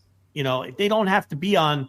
I think part of the problem is they're often on Stars. That's like, doesn't have to be a title for Stars. It could be a title, like you just said, that's defended just to get with 6 random luchadors every week on Collision. Right. Elevate guys you're not doing anything with by giving them those titles and have them just go out there and have hot matches. It doesn't have to be some big... lock them up with the Death Riders to where you don't want them to lose because you don't want Death Riders to lose any heat, because that's the trap that they fell into. You also pitched too that these titles can they could change hands once every month or whatever. Who cares? It's fine. Change hands all the time. This could be your action title. Yeah. Not every title has to be this ultra protected, like you're protecting a newborn baby. Oh my God, it's not going to draw. When you have 9 fucking, how many titles do they have? 7 titles or something? Yeah. I mean, when you have all these titles they have right now, not even counting ROH, 8 titles in the company. They don't all have to be protected like missile codes in order to make them be drawing. You could have a title or two that just exist to entertain and to provide action. Right. And what would be better for that than these Trios titles? To make them the action title. And then if at some point you want to try to draw money with them like when the Elite had them, you can do that too. Flip the switch later and put them on Stars. They're just so misused. That's why, Continental, I don't think it's misused. Having what in theory is your secondary title on Kazuchika Okada. It might be boring because Okada's never around, but the Trios titles are fucking misused. And it's really frustrating. So yeah, I don't know. Like what you pitched storyline wise makes a lot of sense with them actually turning on Cope. Right, because the idea would be after the match, they're pushing and shoving each other, and then Cope gets in the middle. It's like, hey, guys, come on. And then they turn around, they beat his ass or whatever. And then Christian comes in for the save, or weeks down the line, Christian comes in to save him or whatever. And because we're going to get that at some point. Cope is not ending his AEW run, and Christian's not ending his AEW run without them doing some nostalgia thing where Cope and Christian come together and they face FTR and they face the Young Bucks and stuff. That's happening, right? It's a mortal lock to me that's happening at some point. And it works right now because Christian's kind of on the outs with his crew and stuff. So I don't know. It just seems like it. And they've been letting Nick Wayne talk more. Maybe maybe they're going to get behind Nick Wayne a little more. But the problem is you can't just. I don't know how you seamlessly just go to Cope and Christian when Christian would have unfinished business with his crew. Number one, he'd have unfinished business with Cope. Yeah, for sure. So how do you know what I mean? It's a lame story, but it's a very WWE story. You know what I mean? It's rush job. You could absolutely see that being happening in WWE and them just shaking hands and being like, oh, these guys are a legendary tag team. And you're like, oh, whoa. I see. You know what? For all the griping we doing with AEW storytelling, no, they typically don't do shit like that. They don't do shit like that. And that's why it would be surprising to me, but it does feel very much like that's the direction we're going. But hopefully it's not. Hopefully we're not going that way. The direction makes the most sense. Right. Maybe that's a direction you have in a couple months and you have to get there and it's not an immediate thing.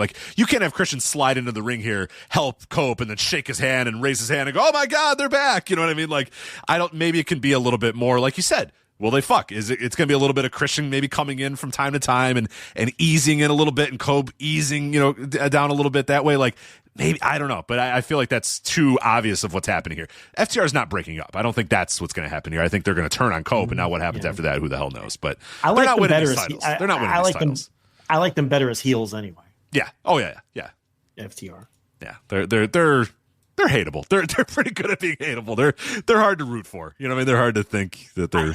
Well, the thing is, I think for what they fancy themselves as, they need it's because they don't always work the way that they claim that they work. But when they, we've been talking about that talking about that since they were in NXT. These guys come out there and they talk about how they're old school wrestling and we're championship wrestling. We're world championship wrestling. We're Mid Atlantic. Yeah, it's like you're not.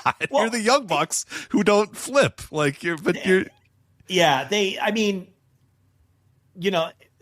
they were more that style, and like in AEW, they very often drift away from it. But I think it's more conducive to work that way as heels, because then you could control the match.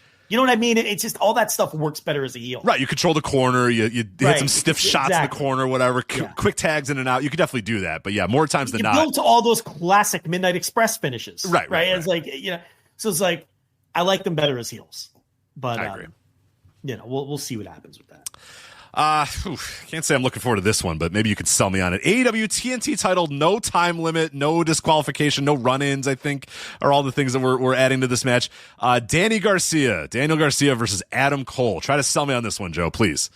I can't. I mean, the time limit, the 20-minute time limit match they had on Collision after March Madness was just dry as a bone. Mm-hmm. Just such a boring match, just a nothing boring match. And, so that means, I'm definitely not looking forward to no time limit with these guys. Like a threat. I was going to say that feels like a threat. No time limit. No. Make it a much more restrictive time limit. Give them 5 minutes to settle it. Yeah, I'm a little worried.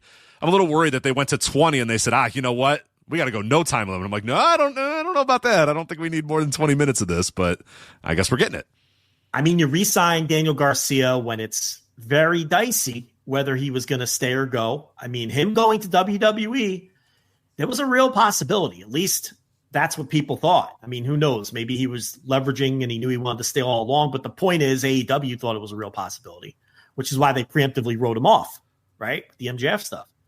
So you win this free agency battle, and at first it looks like he's going to be one of the top baby faces. He was leading the resilience against the fucking Death Riders at the start of that. Remember all the geeks standing outside the arena with their flapjacks and their nunchucks? And how can I forget? Daniel Garcia was like the only non-geek. He had like the Butcher and Private Party standing behind him. Yeah, it was Private Party. It was Johnny Hungy and the Butcher, and then just a total Daniel Garcia. Squad, and it's and then he wins the TNT title, or maybe he already had it. Doesn't matter. The point is now he's kind of doing the TNT title thing. And I like Daniel Garcia, but this is not a title reign that's setting the world on fire. I mean, let's be honest. And this Adam Cole thing, I mean, they're trying. I mean, in theory, it's well built, but is anyone excited for this? So that must mean it's not well built then, right? Like on paper, it's well built. Have the draw, and then do the no time limit.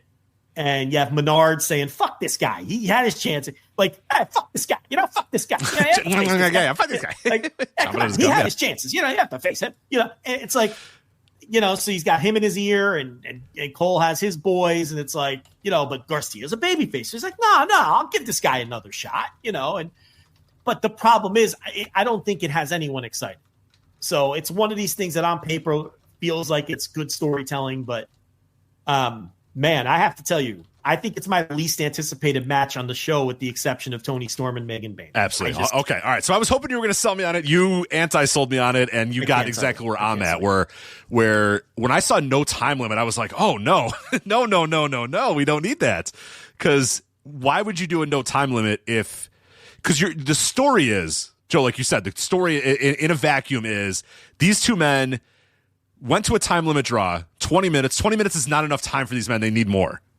Yeah. And that works if it's like Kenny Omega and Konosuke Takeshita. Right. Nobody. That's the problem. They're going to go way over 20. Yes. And I'm like, no, I don't want that. No, who wants that? Who asked for that? Not me. Not me either. Yeah. I'm, so, you know, it's, you know, and Garcia said no one's at ringside, you know, and Nicole agreed. And, you know, so we won't have Menard on commentary. We won't have the fucking whatever. United Kingdom, Undisputed Kingdom, whatever the fuck aren't going to be out there. I don't know. I cannot get into this. Okay, all right. So you did not help at all. That's all right. Looks like we might have another match on the show. It is official, Joe. Okay. ROH World Title versus Mask. I am Chris Jericho versus Bandito Wrestler, as tweeted out by Tony Khan. Yeah. For whatever reason, Jericho made the challenge, and we all just assumed the match was going to happen. And then today on the media call, Tony Khan's like, "Well, you know, Bandito hasn't accepted yet, and there's a good reason for that, and you know, we're going to have to stay tuned." And it's like, well, what is happening? So now he just accepted. He just accepted it. Yeah, on a Thursday night. I can't wait. I cannot wait for the reason. I'm sure there was. Well, I guess ROH aired today, so maybe he accepted it. Oh, on he did ROH. it on ROH. Oh, okay, I don't know. No. For the record, Joe, I don't know that. I know that. Well, it's Thursday, so it's Thursday, so maybe. But that's given a lot so of. He accepted on ROH. Okay, I can. All right, that's fine. That's fine. For the record, I don't know that he accepted on ROH. I'm just assuming since we're watching this now. I think we can reasonably conclude that's how that played out, right? I know. Listen, I know since we unfortunately have to work on Thursdays, I know you catch up on Watch ROH as soon as the show is over. I never miss an episode on Honor Club. No. You're going to be right on top of it and report back to us. Maybe you could do a Flagship Plus, which strictly contains the information as to whether Bandito. And while you're at it, you can review WatchROH.com. Of course. You know, Honor Club. All right, so Nap528 in the Noto chat room tells us, quote, he, in fact, did not accept on Ring of Honor television. So, okay. Oh, well, rip it up. Yeah, so maybe they were just waiting for the ROH show to air, in which... I don't understand. But if he didn't accept it, so where did he accept? On social media? Did you do it on TikTok? Maybe he did it, yes, Bandito is a big TikToker, so maybe he did it there. Yeah, I don't know. Maybe. All right, so he did it. I believe he did it on Twitter, or sorry, X, the Everything app. Because at Bandito Wrestler says, quote, for a Mexican luchador, the mask, it's the most important thing in our entire career. This Sunday, you won't fight against a person. You'll fight against the whole country. Mexican flag emoji, Mexican flag emoji. I accept it. I accepted it. So there you go. Okay. Well, ESL, I'll let him slide. Yeah, that's all good. But the thing about it is, why did he do this on Twitter? Why didn't he accept on the ROH show? As Tony Khan likes to say, Twitter is where wrestling fans are. So he's wrong. Very, very wrong. Are we sure? Is letters and numbers in the chat? Is that guy sure he didn't, in fact, accept on ROH TV? Yeah, let's and then also send out a tweet, right? Like that could be the case too. Yeah, we'll so nobody, of course, all of our listeners were also watching Ring of Honor today, but nobody has chimed into whether or not to agree. Where the fuck is Suit Williams? That sicko watches. Suit says they were. I don't know if. Yeah, he just said they tweeted the graphic out. He's here, so I don't know if he was watching on Honor Club, but we'll try to get confirmation from all the people that were watching Honor Club Ring of Honor this week. So all the people. He's the only person I know that watches that shit. Earnestly watches it. If I don't get information from Suit Williams, I don't know what the fuck. You could tell me anything's going. You could tell me fucking Xavier came back and won the ROH. That would be a hell of a booking. I'll tell you that. Xavier, hard to get. All right, I picked the one dead guy. Yeah, I was going to say, that would be a big story. We would talk about that for sure. How about low key? There we go. Okay. There we go. Yeah, and I wouldn't know the difference. So that'd be cool, though. It'd probably get me to put it on. Yeah, oh yeah, if Loki came out. Yeah. Oh, fuck it. We need more Lokis in this wrestling business. Stalking back and forth before the bell like a fucking wild animal. I'm doing it right now. You know, you're doing it too with the arms to your side. With the arms out. Yeah, ready to snarling. Stiff you on a kick right out of the gates. Yeah. Sign Loki. Yeah. Sign him. I'm sure he's ready to take a good payday at this point, right? I'm sure he would do it. I mean, and it's low risk. Just stick him on Watch ROH. You know he can still go, too. Come on, it's Loki. I'm pretty confident he'd still be able to go. Oh, yeah. Well, maybe his consulting business has taken off and he won't take the His job. voiceover business. Well, he had the consulting Yeah, he was a business, consultant too. for a little bit, yeah. I tried to hire him for voiceover work, and that didn't work out because I knew he was doing voiceover work, and I asked, I'm not going to say who. I Brandon? asked somebody. Oh, okay. I asked somebody who like, hey, can you give me Loki's contact info? I want to like pay him for some voiceover stuff. And the person was like, oh, well, no, I can't do that because I don't want him to know. I'm like, wait, I'm trying to hire him. I'm trying to give him I'm not- money. I'm not trying to harass him. Like, right. I'm not like asking him for an autograph. Yeah, I'm you're not trying like, to, hey, let's talk about that time in Ring of Honor. You had that match. That was really cool. Like, yeah, you're trying to pay him for a voiceover job. Right, for like something I was doing with a podcast, like some kind of bit. And I, this person who used to book him and promote him very frequently wouldn't help me out with that. And I was like, all right, what the fuck, man? I'm like, he'd probably appreciate it. If He could use the $400 or whatever, yeah. But anyway. Alas. So he wrestled. $400? What am I, wanting a fucking, whoa. I will. Easy. Hey, I don't think Loki goes cheap. I think you're going to have to pay up a little bit. Maybe not, but I wouldn't have paid $400 for his For Loki? 20 Brandon? seconds of voiceover? Brandon Silvestri or whatever. What's his shoot name? Brandon S. I forget what it is. Brandon something. Silvestri or Or something. yeah, But it's Silvestri or something like that. Yeah, you're not going to pay $400 for that voice? if the rate was $400, no, I wouldn't have paid. Oh, you're nuts. For Loki? Rich, I'm not asking him to do an audio book of War and Peace. I'm asking him to do 20 seconds Oh, of man. voiceover work. And look, if that's his rate, fine. I respect the hustle, but he wasn't getting it out of me. No. All right, so we have Chris Jericho versus Bandito. I assume that one Bandito will not be unmasking at Dynasty, right? I think. No, he's going to pin Jericho and win the title and happily ever after. And then Tony won't book him for 2 months and Chris Jericho will get blamed for burying him. Yeah, I can't wait. That's The classic, the tale as old as time. Yes. Chris Jericho has buried another guy by losing a feud to him, which he loses every feud to everybody that he's wrestled for years now. Right. And but he's stealing all their heat always while he loses to them constantly. The man loses so much that the losses, like, he needs to start beating. I agree. I've said from day one, I remember my hot take in early AEW was that Chris Jericho doesn't win enough and he's not featured enough. And people thought I that was like the most unbelievable take I've ever had. And I'm like, no, he's a big time star and he loses all the time. He should win more and be featured more. Yeah. And now it's even more. He hasn't won in years. He just never. Yeah, I will say, I think it's dumb that he pinned Bandito clean in the course of this feud. Correct. That if this didn't was going to be make the any end. sense. Yeah. If this is going to be the end of the story. Because what's the justification for another match if he already beat him? So that was dumb. Like, he should have never beat him. So I'm not saying this is like the perfect feud or anything, but yeah, obviously Bandito is going to win the title here. And here's exactly what's going to happen.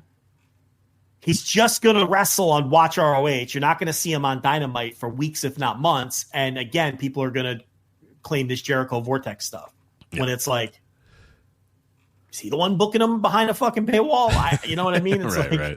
But you're going to, it's very dumb. We know that's exactly the way it's going to go. So, alas. All right. Mercedes Moné versus Julia Hart, a non-title. Title will not be on the line here. Owen Hart Foundation women's quarterfinal / first round. Moné is obviously going to very clearly win this thing. And yeah, Mercedes and Will are big stars, and this was the way to get them on the pay-per-view. So, it's fine. But they're both in matches that they're obviously going to win. So from that standpoint, there's not exactly a lot of drama behind it, but it was a way to get both of them on a pay-per-view that they otherwise wouldn't have been booked for. And it's low pressure matches for both of them too. It's like, this is hardly Kyle Fletcher in a cage for Will. This isn't some kind of big title match for Mercedes. So I think that with the Will Ospreay Kevin Knight match, though, and I made this point behind the paywall earlier today, I think this is a huge match for Kevin Knight. And I know that might sound like, well, Joe, he just got to the company. Why would this be a huge match for the guy? Because I don't think there's a ton of familiarity with the fan base with Kevin Knight, right? He's been like a part-timer for New Japan. He's been with MLW. The fan base doesn't know. We talk about this all the time. The fan base has changed a lot. If Kevin Knight came to AEW in 2019 or 2020, there'd be a lot more people familiar with him. These fans don't know these guys anymore. I go to shows well, now. He came out against Jay White and he got nothing. And they got nothing. How would they know him? Unless you're a real hardcore fan. Right. Like, not even a casual New Japan fan. But even then, like, I said that last time I was at a live show and Ishii came out and it was like crickets. And I was like, I was at this building a couple years ago and Ishii came out to like a hero's reaction. Now he comes out now and he gets barely anything. He had to go out there and have his, chop battle with Jericho and then he got over. But yeah, it's the fan base has turned over a lot to the point where they wouldn't know a Kevin Knight. So I'm not surprised that he came out to crickets. They don't. I mean, I don't know if you watched Jay White. Yeah. No, he came out to nothing. He got nothing. And then they had Jay White go out of his way to endorse him. This guy. Come on, this guy. You know this guy. Yeah, because they like him and they want him to get over, and I like him too. The thing is, he's had 2 or 3 matches. I haven't been impressed with any of them yet. And I think that if I already know he's good and I haven't been impressed with him, I can only imagine what people who have never seen him think of him now. They probably just think he's just some guy because he hasn't really had an impressive showing yet. I didn't think the tag match on Dynamite was anything special. In fact, I thought it was a little sloppy, if I'm being honest. And I feel like he's on a pay-per-view against Will Ospreay, who the fan base knows is great and always has great matches. And I feel like if they don't have a great match, no one's going to say, oh, Will Ospreay had a bad night. They're going to say this new guy stinks. Right. Because everybody has great matches with Will Ospreay. Will Ospreay is the best wrestler in the world. And he just had a 3-star match for the first time in his AEW career after a not-so-hot tag match with the guy a couple nights earlier. I think this is a very important match for Kevin Knight. I think whether they get 20 minutes or whether they get 8 minutes, they have to make the most of every second of this match to make sure that Kevin Knight looks impressive and looks the part, because on top of that, he's obviously losing, so that doesn't help. And Will Ospreay, he couldn't have a better opponent for this because, number one, it's the best wrestler in the world. Number two, he's a very giving and willing opponent who will try to go out of his way to make sure Kevin Knight looks good. Oh, yeah, of course. But I really think this is a very important match for Kevin Knight. If they go out there and have just a regular old match, I think he's really going to be working from behind the 8 ball with the AEW fan base that largely isn't familiar with him. It's going to be, I'm kind of the same way. Now I think it's going to be great. I think it's going to be pretty good because I think very highly of Kevin Knight. I think he's really, really good, and Will Ospreay's Will, so I'm not very surprised. I would, expectations are always high with a Will Ospreay match.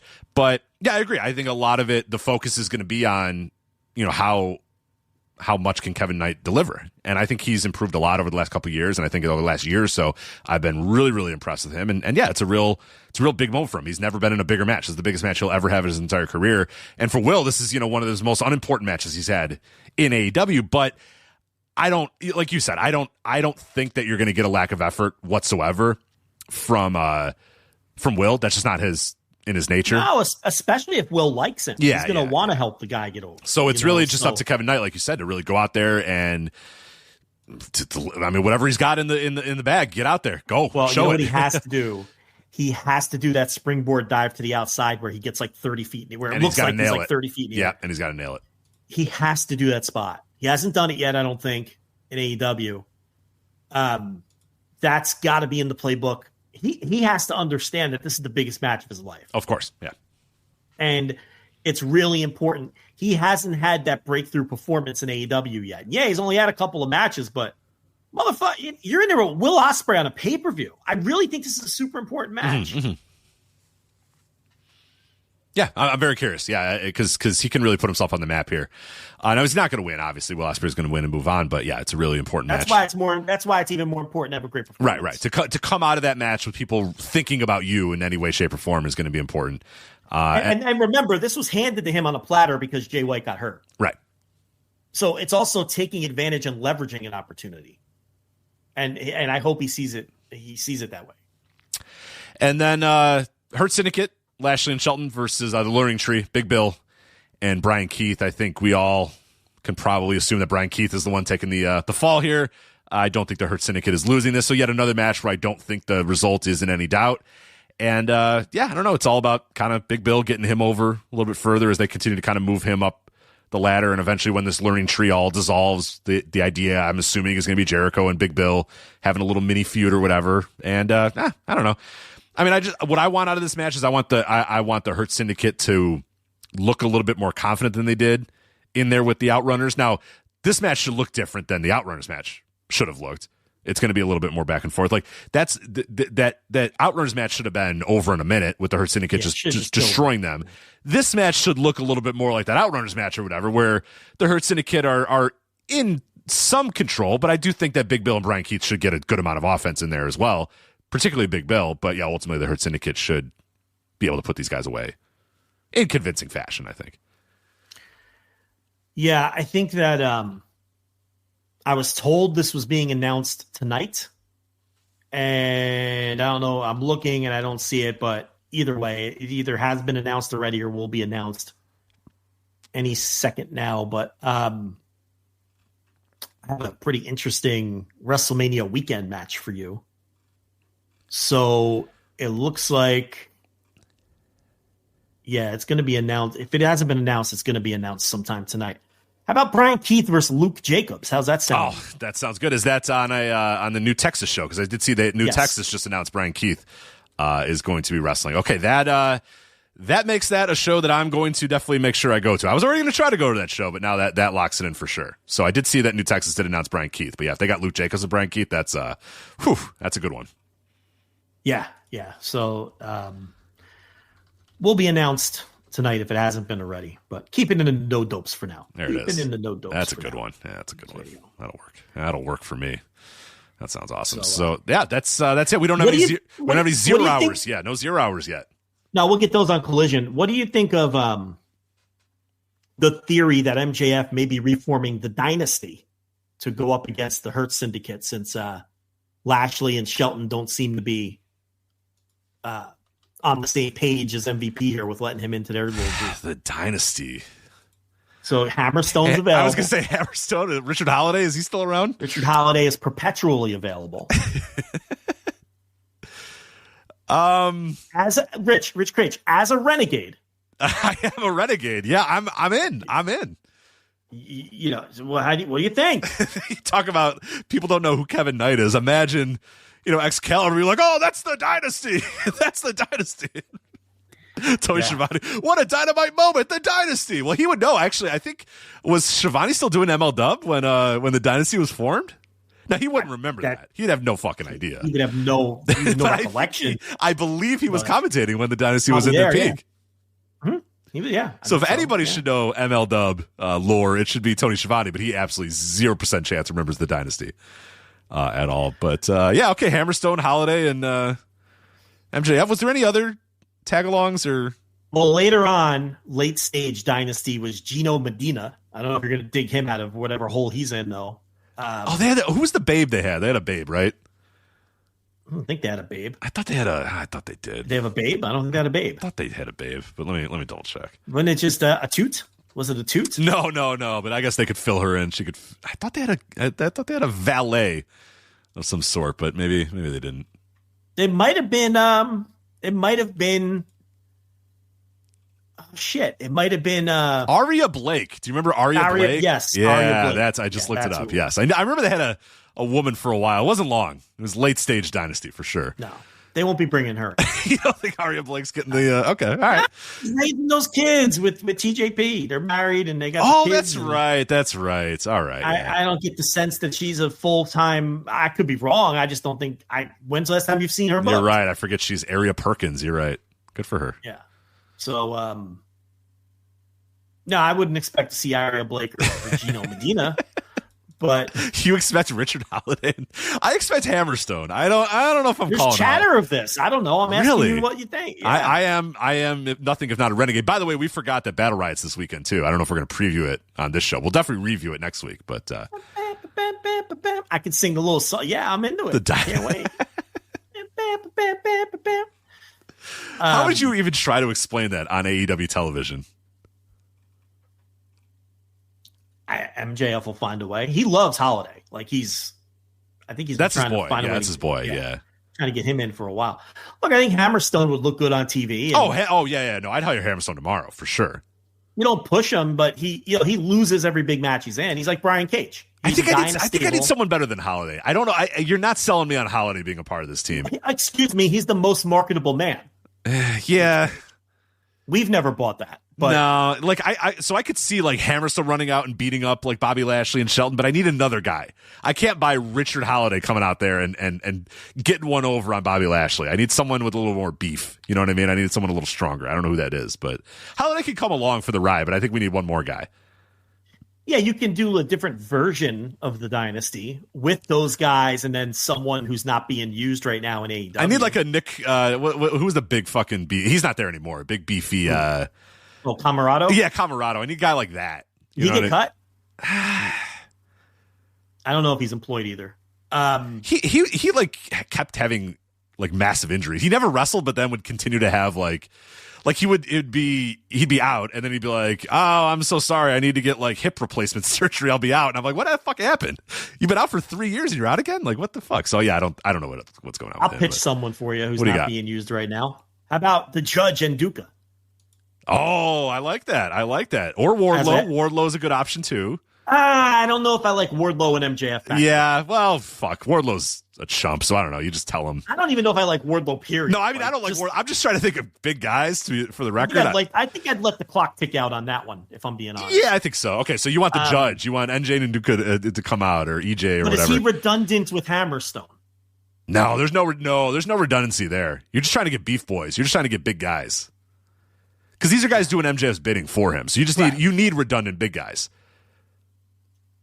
Because he's not with Lee Johnson anymore. Lee Johnson's with Blake Christian. Yeah. Someone in the chat room said Josh Alexander, who is available, but not the right vibe. Doesn't fit the aesthetic. Not the right vibe, yeah. Yeah, no, the vibes are off. You're right. I don't agree with that at all. The vibes are off. No, I think he might be the wild card in the Owen tournament, but who? Josh Alexander. Josh Alexander? Yeah. I think that's the smart money right now, right? Yeah. But the wild card's facing Hangman. Yeah, Josh can come in. Yeah, that's fine. That's fine. He can come in with a loss if it's just someone. I'm not pushing. I'm not going to put the title on Josh Alexander. I think he's just in there to kind of fill a roster spot. Yeah. Who's another beef guy? Let me go down this roster. Before Hangman and Swerve did the let's do a smooch thing on Dynamite last night, I was thinking that maybe one of Swerve's old cronies would be the wild card to try to knock. You see what I mean? You know, and Hangman would have to overcome, like, I don't know, say Top Dollar. Tug the collar, Rich. Tug the collar. Definitely wouldn't be Top Dollar, but you get the idea. Yeah. It's someone like a Top Dollar. Yeah.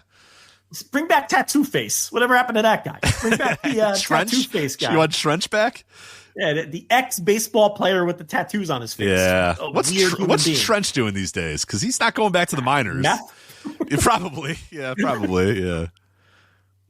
I don't know. You don't think about what Trench is doing anymore? You don't yes, as I said. But no, now it wouldn't be that direction now. No. So people seem to think it would be.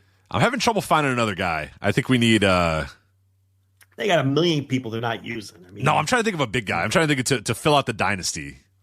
That's what I mean. They have a million guys they're not using, so got to be somebody hanging around back there. Yeah, nobody's got the right. What about Ortiz? What's he been up to? Great question. Yeah. What's Ortiz up to? Eric in the chat says Parker Bordeaux. Remember, you got Trench and Parker Bordeaux. Bring them both back. Bring them both signed? back. I don't know. He was the other one, right? Yeah. He was the other guy. They got rid of both of them. Yeah. I wonder if I still have that Parker Bordeaux DM that he sent me. I mean, yeah. He was like, "This is the year, Parker." I'm like, "All right, cool, man." Yeah, and he's like lifting weights in the picture. No, he was like, I have it here. It's great. It was free weights. It was like he was like lifting in a gym, and it says 2021 is going to be something special. I'm like, all right, cool, man. I hope. Good for you. Good for you, dude. That was a Conan style DM. Yeah, but, yeah. We're all getting them, but yeah, I don't know. The chat is saying they added Kyle Fletcher versus Mark Briscoe to the pay-per-view. Can we confirm or deny this? God. Is this true? All right, let's see. I don't feel like it needed that match. I think we're good. I don't see it on the AEW Twitter account. Yeah, you don't know what's going on in this chat half the time. That could be lying. Fucking with us. Yeah. It's that numbers and letters guy again. So who knows? Nap. Yeah, you can't listen to him. He's too busy watching Ring of Honor. Numbers and letters, pulling our chain. He's watching Ring of Honor. He doesn't know what the fuck's going on. He's yanking the chain. The old letters and numbers over here. Tony Khan surely would have tweeted that out. Yes, right? yes. Does he have me blocked now? What is this? It got to that level? No, I didn't think it did. The last time I contacted him for here it is. This Saturday. There it is. Yeah, Tony 4-6. Owen Hart. I apologize to letters and numbers. Yeah. Apologize to letters and numbers. So we're doing another Owen match on the pay-per-view. 10 matches now. Yeah. Okay. That doesn't bode well for Julia Hart or Kevin Knight. No, I think Julia's not. I don't think Julia's getting the gonna bump up to that time limit. I don't think so. I don't know. We're gonna do anything with Mark Briscoe, or nah. I don't understand. He's over. Nah, he's just gonna. You could do something to, No, he'll be in the Continental Classic again this year too, and the 1-5. Yeah, exactly. Yeah, you know exactly what's gonna happen. I don't understand it. Well, there you go. That's the pay-per-view. I think. I guess we should preview. Kyle Fletcher's going to beat Mark Briscoe and then move on. And the tournament. All right. And there you go. That is Dynasty. So we'll be live immediately following the show, of course. $10 tier, instant reaction live. So make sure you are listening there. Make sure you upgrade as well.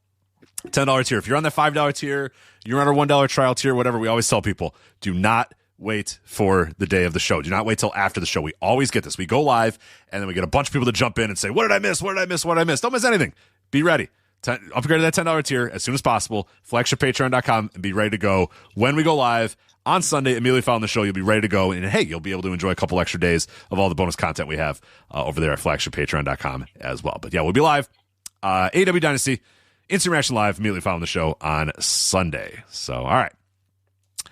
Let's move on to some other topics here. We'll start with BJ Bethel's reports on AEW's performance on Max. So BJ Bethel of SC Scoops had an exclusive report this week on AEW's performance on the Max streaming service.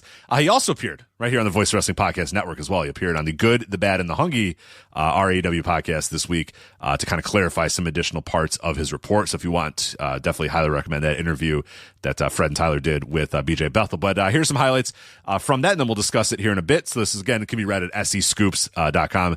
BJ Bethel with the reporting here.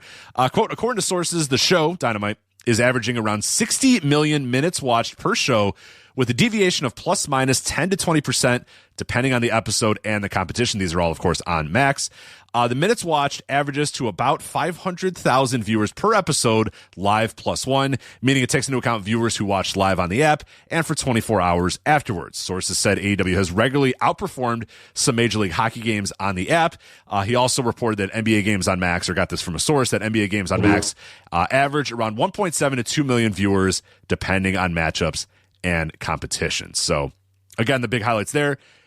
According to his sources, AEW Dynamite is averaging 60 million minutes watched per show, deviation about 10 to 20%, depending on the episode. And the minutes watched averages to about 500,000 viewers per episode, live plus one. Joe Lanza, your thoughts when you hear those numbers? Where do we even start? So, obviously, that's the same way that Netflix calculates the views for Raw. They divide the minutes watched by the runtime of the show. And that's where Netflix has been caught with their pants down by Dave Meltzer, because most weeks he's like, now, wait a minute. They're dividing by the video on demand runtime, which is shorter, which then artificially inflates the number of views because you're dividing by a smaller number. And in some cases, in some weeks, if you do the math, they're calculating that every viewer watched the video on demand and nobody watched live, which is obviously preposterous, right? And it's also the way Nielsen calculates the average viewership. It's the same way. So that's what Bethel did in the article. He took the minutes watched per episode, used the same formula that's used by Netflix and Nielsen to determine the average viewership for the show, with the 10 to 20% variance in either direction. On the surface, that number sounds utterly preposterous, that 500,000 people seems like a lot. Watching. It seems like a lot, yeah. And that seems to be the consensus among, I listened to Brandon Thurston analyze that, and he was highly skeptical that that would be the number. Dave Meltzer was skeptical that that's the number. And what's also odd, and you can correct me if I'm wrong, when Bethel went on our podcast, went on the Good, Bad, and Hungry, it's weird because you just read directly from the article where somebody told him, a source on Background told him 60 million minutes per episode on average with that 10 to 20% variance. But then when he went on the podcast and Tyler Forness asked him directly to explain these numbers, he said, well, it's not done the way Nielsen does it. And when I asked them if, somebody watching for 1 second or 1 minute counts as a view, they wouldn't explain their methodology because it's proprietary information. Well, that kind of conflicts what was written in the article because somebody told him there's 60 million minutes viewed. Mm-hmm. That's not, there's no, that 60 million minutes means 60 million minutes. So I'm confused by, unless I misinterpreted what he said on the podcast, that seemed to be contradictory to what he wrote in the article. I think what he was more working with on the podcast was, I can't tell you how they determine views on Max and what Max and those guys at WBD consider a view, because that's proprietary information. So what they do with this information, whatever they do with this 60 million or whatever, I don't know how they divvy that up. I don't know what they do to get to whatever number that they get to that they would then, sell to advertisers or whatever. I think that's more what he was saying on the Good, Bad, and the Hungry, was just that here's these raw numbers I was given. 60 million minutes watched per show, deviation of plus minus 10 to 20%, depending on the episode. And then from that point forward, I think what BJ did then is averaged it out to 500,000 viewers per episode. Make it apples and apples. Right. To try to give it to where, like, more palatable for people that are used to the Nielsen ratings and are saying, okay, what the fuck does 60 million minutes watched mean? I don't know what that means. I don't know what that means. What does that mean? So, okay, let's split that up to an average of this amount of viewers per episode.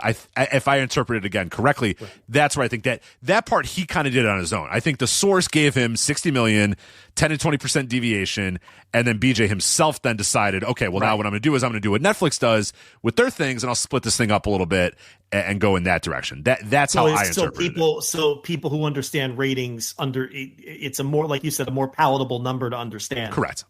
Well, see, he divided it by 120 minutes, which obviously that's no good either because the show always has an overrun. So it never averages 120 minutes. I don't know whether they ever remove the ads. I have only watched on Max once or twice, and it always still had the ads in. So I'm not the right person to ask if they ever remove the ads. That obviously would change the runtime, right? So what Meltzer does with Raw is he takes the old DVR percentages when he estimates the US viewership. So he takes the old DVR percentages and applies that to the people watching on VOD to determine the runtime. See, Meltzer has this down pat.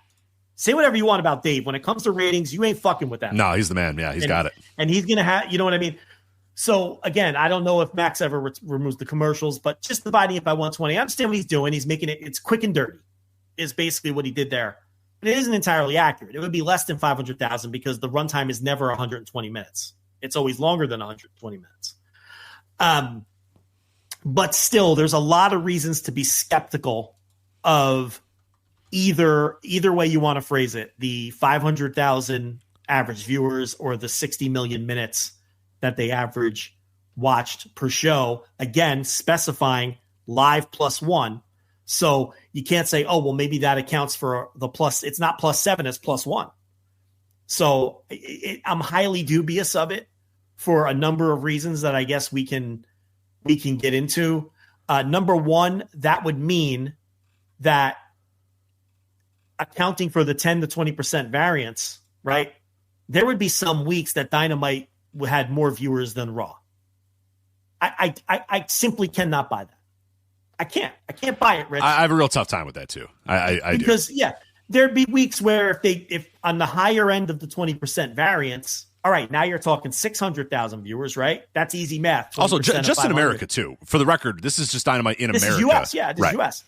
So that'd be 600,000 on Max, and then you would have to think that those weeks with the high end of the variance are weeks where the show does well on TV because of lesser competition. So throw in another even if we call it just 600,000, you're looking at 1.2 million viewers for Dynamite, and there's weeks where the Raw US viewership has been estimated below that by Meltzer. I can't buy that. There's weeks where they would be nipping at the heels of SmackDown on USA. And there's nothing to indicate that Dynamite would be doing numbers at that level, especially since the rollout of Max, the total viewership on TV hasn't really dropped. It's been steady. So it's not as if people are leaving cable because now they know they could watch it on Max for a cheaper price. We're not robbing Peter to pay Paul here because we haven't seen the TV numbers drop. The TV numbers have remained essentially steady at least for the purposes of this discussion. For sure. Oh, they've been very consistent. And what you can look at is you look at the end of 2024 and then you look at the beginning of 2025, because the end of 2024, Dynamite is not on Max. The only way to watch it is via TV or nefarious means or whatever you might be doing or fight or any of that sort of stuff. But we look at then the beginning of 2025 when they move up to Max, and there's not a noticeable change or shift or any sort of statistical anomaly going on with the TV ratings as far as they are on TBS, for Dynamite. So then the idea would be that all of these Max, all these, maybe to the high end, 600,000 people on Max are all people that weren't watching before. There's no converts. There's nobody that was watching on TV that has said, oh, fuck that, I'm not watching on TV anymore. I'm going to watch on Max. That's a way better experience to do that. Now, again, someone's going to say, I do that. What are you talking? No, I do that. No, we're talking. I don't care about your anecdotes. I'm not concerned. I have real data. I have real data. Big picture stuff. We're talking not if you say, well, that's wrong because I used to watch on TV and now I watch on Max and my friends do the same. Okay, great. I'm glad you and your 5 friends do that. Okay, well, I'm glad that 6 of you are doing that. Right, we're talking big picture here. Big picture, big numbers. We have the total viewership since Max started. We have the total TV viewership. It hasn't changed dramatically enough to where that would account for this Max number. Right. So again, we're on the assumption then, because that TV number has not changed much, that all these people that are watching are brand new viewers, or they were watching via some other means, but now they're watching on Max. Yeah. There you go. Now, I can totally buy that there's a chunk of viewership that weren't being accounted for because they were watching on Fight, they were watching illegally, of course, they were watching at their friend's house, they were going to a fucking bar, whatever the case may be, because they don't have cable. Okay. I don't have any doubt that some of this number, whatever the real number is, that the largest chunk of that are people that fall into that category. Okay. But with that said, Rich, those aren't technically new viewers either. Those are just new viewers that are now being counted. Okay. So it's like, that's why I still remain dubious that Max has created a large swath of new viewers. The number is not 0. That would be silly, because the show is now available to X amount of people who it was not available to before. And it would be preposterous to think that they haven't picked up any new viewers. Jesse Collins just did his poll on our site, and there was a small number of people, I think about 30 respondents, who said they didn't start watching AEW until this year.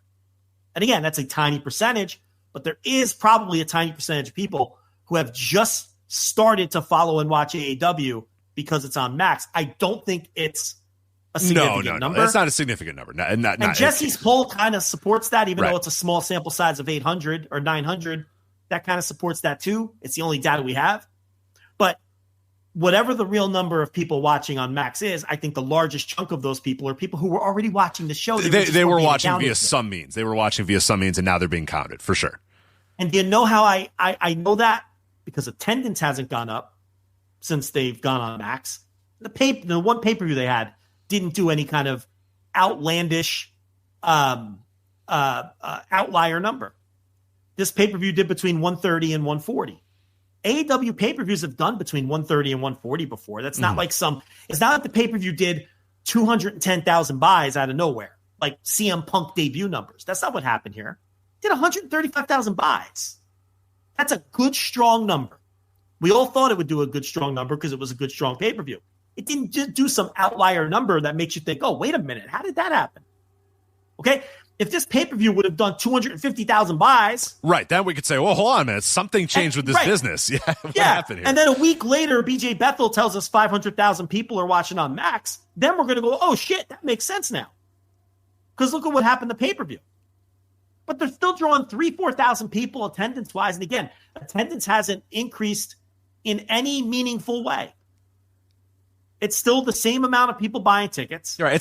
It was a disaster at some points last year, but it doesn't feel like a disaster anymore. But I think it stopped dropping. It stopped dropping. And they started booking better buildings to fit their audience too. So it doesn't look as ghastly like that. That's one of the issues. Like they were putting up numbers like this, but they were booking 15,000 seat arenas. Now they're booking, But even if you're booking a smaller building, if there's no interest, you're going to sell less of the tickets. Right. The attendance stopped dropping is the point.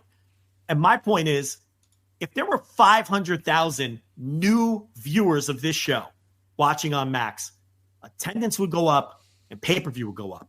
Neither of those things have occurred. Right. Well, I think some people are maybe looking at this. There might be a swath of people that are looking at it as there's 500,000 people that weren't watching before that now are able to watch with the advent of Max. And, oh, God, I wasn't able to watch anymore, but now I can. And then there's other people saying that, well, these people were always watching, like you're saying, and that maybe the adjustment needs to be made with the expectations of what AEW is doing on television because it's actually better than what people think because now these Max people are finally being counted. So it actually is doing pretty well. But like you said, then we have to sort of take into account the idea that, I mean, I'm not ready to say in any way, shape, or form that Dynamite is butting up to Raw in the United States. There's no way I could buy that. I just can't. I just can't at all. They wouldn't be drawing 4,000 people to the house shows. Right.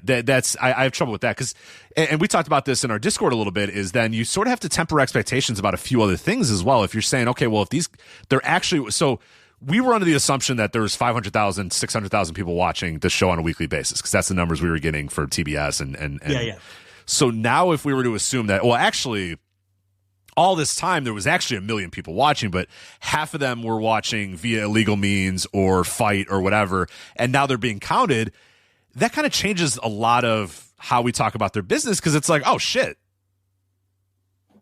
They got 1 million people watching. They're only getting 4,000 people to go to shows. They're only buying. Why aren't? Do you want to? Yeah. Do you want to have that conversation? Because I know a lot of people are like, "Oh, that's awesome. Oh, hey, AEW's doing better than we thought." And I would say, I mean, if these numbers are to be believed, are they doing better than we thought? Because why are they not? Then that means they're converting even a smaller percentage of their audience to ticket buyers, and they're converting even a smaller percentage of their audience into pay-per-view buyers. Right. Because the one thing that we would always talk about in the show is like, "Fuck, that's awesome." How AEW, I mean, they should be regarded and lauded for the fact that they have 500,000 people watching their weekly show, but then they're converting 100,000 plus of those people, 120,000 plus of those people to pay-per-view buyers. That's an awesome retention rate. That changes a little bit if it's now 1 million people. If we're trying to assume that they're butting up to 1 million people on most of their good weeks, like then that conversion rate, that's still a good conversion rate. For the record, it's still a good conversion rate, but that sort of changes how we talk about the company. So you have to kind of decide what you want to do with this information. If you want to believe it wholesale and say, oh, yep, I buy it. AEW has 1 million people watching every single week, and they're nearly beating Raw, and they're nearly beating SmackDown or whatever, then you also need to address why they're still struggling with live event attendance. You need to sort of figure, you know what I mean? Like you have to kind of go and discuss it that way, or you can do what we're doing and have a little bit of healthy skepticism about, are they getting a lot of people on Max? Maybe they're getting more than you and I thought. There was a while there where you and I thought there was a statistically insignificant amount of people watching on Max. Maybe that's not the case. Maybe there is more people. I have a really tough time buying the fact that there's 500,000 plus people watching every single week on Max. I can't buy it. I can't. With that too. It's hard to buy. The more you talk your way through it, the less believable it comes across. And that doesn't mean that I think that BJ Bethel is out there printing lies. Of course not. Someone told him that. Someone told him that. And then he had someone else corroborate it when he did an update later. And that's his job, is to pass along what he's told. It's not his job to somehow confirm something that he can't confirm. That's unconfirmable. Tony Khan doesn't even get these numbers. I don't know if you saw on the media call, he sort of said like, yeah, that's kind of the numbers I've been hearing, or I have no reason to say. He's not going to say, well, no, it's way less than that. Like, he's not going to say that. If Bethel reported that 10,000 people per week were watching, Tony's answer would have been, I've been told different, because he doesn't get the numbers and he doesn't know. And even if he did know, he's going to put over the number that people seem to think is impressive. Look, you know that the number is impressive. First of all, when I saw the number, I thought to myself, holy shit, this is an inconceivably large number. It's almost impossible. It would buck every sports streaming trend that there is. It would buck every wrestling streaming trend that there is. And it's one of the biggest successes in streaming that there could possibly be. And the other way you know that this is a massive number is all of the hardcore AEW haters who want the company to die are shitting their own pants and scrambling to try to disprove it somehow because it's such an impressive number. I mean, they're all that whole crew is shitting they've had a rough week. They are having a mental crisis. They're all shitting their own pants. It's not going well for them at all. Yeah, they're having a rough one. And we all know who they are. We don't name them here. They don't deserve to be named. But you all know who they are. You know, they're putting together Twitter Spaces. Yeah, they're like, we have to come together to figure out how to get through this. Like, their therapists are making a lot of money this week. Their therapists, they're asking for extra sessions. These people are just, We've moved on to AEW's not making money, even though they're owned by a fucking billionaire, and it doesn't matter. Which they first off, they are probably making money, and second off, who fucking cares? He's a goddamn billionaire. It's dropping the bucket. They're like, I think they're down 150,000 this year alone. Oh, really? Oh, wow. That's like fucking. What we've moved on to is Tony Khan paid BJ Bethel to report. Okay. That's the level of insanity and just pure stupidity that we're entertaining now. I don't want to spend another second on these loons because they're all a bunch of fucking loons. It's really weird, man. It's so they're weird. All a bunch of fucking loons. Come on, guys, find something better to do with your time. Come on, there's got to be something better to do. But yeah, but that's how preposterous the number sounds. The NBA number, again, if the 500,000 is accurate, you're telling me that they're doing 80% of their television business on Max. That just doesn't. It's not. It's like nothing has performed like that. Right. And that's, he also noted in that piece, like you said, the NBA stuff, that they average around 1.7 to 2 million viewers, depending on the matchups and competition. I mean, that would nearly double their TV. I mean, the NBA, that would be 100%. Right. That they're doing those sort of numbers for regular season games right now, and you're telling me that that's almost exactly the same amount of people that are watching on TNT are watching on Max. And I can't. And again, that's fine, but show me another sports property that's doing 100% of their viewership on streaming that they're doing on TV. It doesn't exist. It'd be very unique. Now, are we maybe entering a whole new realm here, and maybe this is the new normal, and maybe AEW fans and NBA fans and people that have Max are different than any other live streaming property fans in the world. But what are the odds of that? Yeah, probably not high. Yeah, and the NBA stuff I find in particular hard to believe because I do follow the NBA and I follow NBA business and all that sort of stuff. And, I know that WBD and the NBA are obviously not seeing eye to eye right now because the NBA is leaving WBD and all that sort of stuff. But, Adam Silver has to go up in front of people every single month now and basically try to tell them, I know that our numbers are struggling because the ratings are not doing well. And there's a lot of reasons why that's happening. So he goes up to every single press conference. People ask him, what are you doing about the sinking ratings? Or what are you doing about this? And he's got to continually go up there and kind of beg people off or say, well, we're looking at everything and maybe we'll have shorter games and maybe we'll do this and we'll do this and we'll do that and stuff. And, I'm thinking, not that I don't know if these guys were getting, I don't know if Adam Silver was getting these NBA numbers, but I'm thinking, I don't know that he would be doing this if anybody was able to hint towards him. Hey, by the way, you're only doing 2 million people on TNT, but you're doing 2 million people on Max. It's actually 4 million. You're doubling your audience on Max. Like, I don't think he's having the same conversations then. I don't think he has to go up to every single press conference and sort of tell everybody, I know we're struggling, but we're working on things to get, because that's kind of what he's doing right now. So I find that number hard to believe. I find it hard to believe that he'd be saying, actually, we're not struggling. We have double the audience. Right. And again, I know people are going to say, well, they don't know. I think the NBA probably would have, if BJ Bethel can, and no offense to BJ, he's a great reporter and he's an actual journalist or whatever, but if he can grease a couple wheels and get these numbers, I kind of think the commissioner of the NBA could find a way to get someone to tell him what his games are doing on Max, if he really wanted to. Wouldn't WBD tell him? They're in a war with him and they would want to prove to him, hey, look what we can do for you. And that was my next thing is people are saying, oh, well, they're not, but it behooves WBD and Max to let the world know that live sports do great on our properties. Yeah, forget the NBA, wrestling. they didn't want to be with us. They wanted to go to Amazon. Good. Fuck them. They can go to Amazon. But we're getting 2 million people to watch the NBA on our streaming service because people watch stuff on our streaming service. So you know what? This is good news for the NHL. This is good news for NASCAR. This is good news for whatever. That March AEW, Madness, all that sort of stuff. yeah. AEW, it's good news for it. The NBA decided they wanted to go and tuck tail off to Amazon. Great. Go to fucking Amazon. We don't need you because look at what we're doing here. Our wrestling property is nearly 50% of its audience is watching on, or help double 80% of our audience is watching like on 80%. Yeah, 80% of our audience is watching on Max. 100% of our audience is watching the NBA on Max. I see what you're saying. Yeah, it's 50. Yeah. It's you were right when you said that the first right, time. like just kind of double in there. Yeah, but so what I was saying was 80%. The Max audience is 80% of the TV audience, which is unheard of. And the NBA Max audience, they're saying, is 100% of the TV audience. There is no other sports property that we've ever seen report those type of streaming numbers or even anything close. And we do get those sometimes in those press releases when places are puffing their chest. They'll often say such and such event did 5.5 million viewers, the highest number in 6 years, with an additional 1.2 million or whatever on whatever our streamer. It's never 100% of the number. It's never an additional 5.5 million. Never. What was the minuscule number for the Super Bowl? Do you remember that one? Oh, that's right. Yeah. Let me see what that was. What was that streaming on? What was that streaming on? Was that Peacock or? I don't know what network it was on this year. I don't remember. Wait, it was on Fox, so it would have been who was streaming? Oh, Hulu. It would have been a Hulu then. I think it was Fox. I remember the score graphic, the new score graphic everybody was making fun of.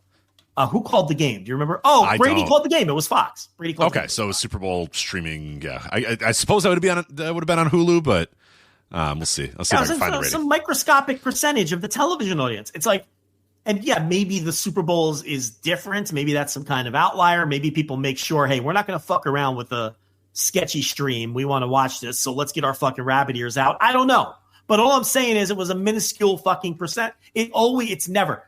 I'll give you another example while you're looking that up. Right now on WBD, March Madness is doing excellent ratings compared to the last few years. And they keep putting out these chest puffing press releases to tout their March Madness numbers. And not in a single one of those releases have they touted any of the Max numbers. Not one time have they said what Max is adding to the kicker. Now, they're telling me they're doing 100%.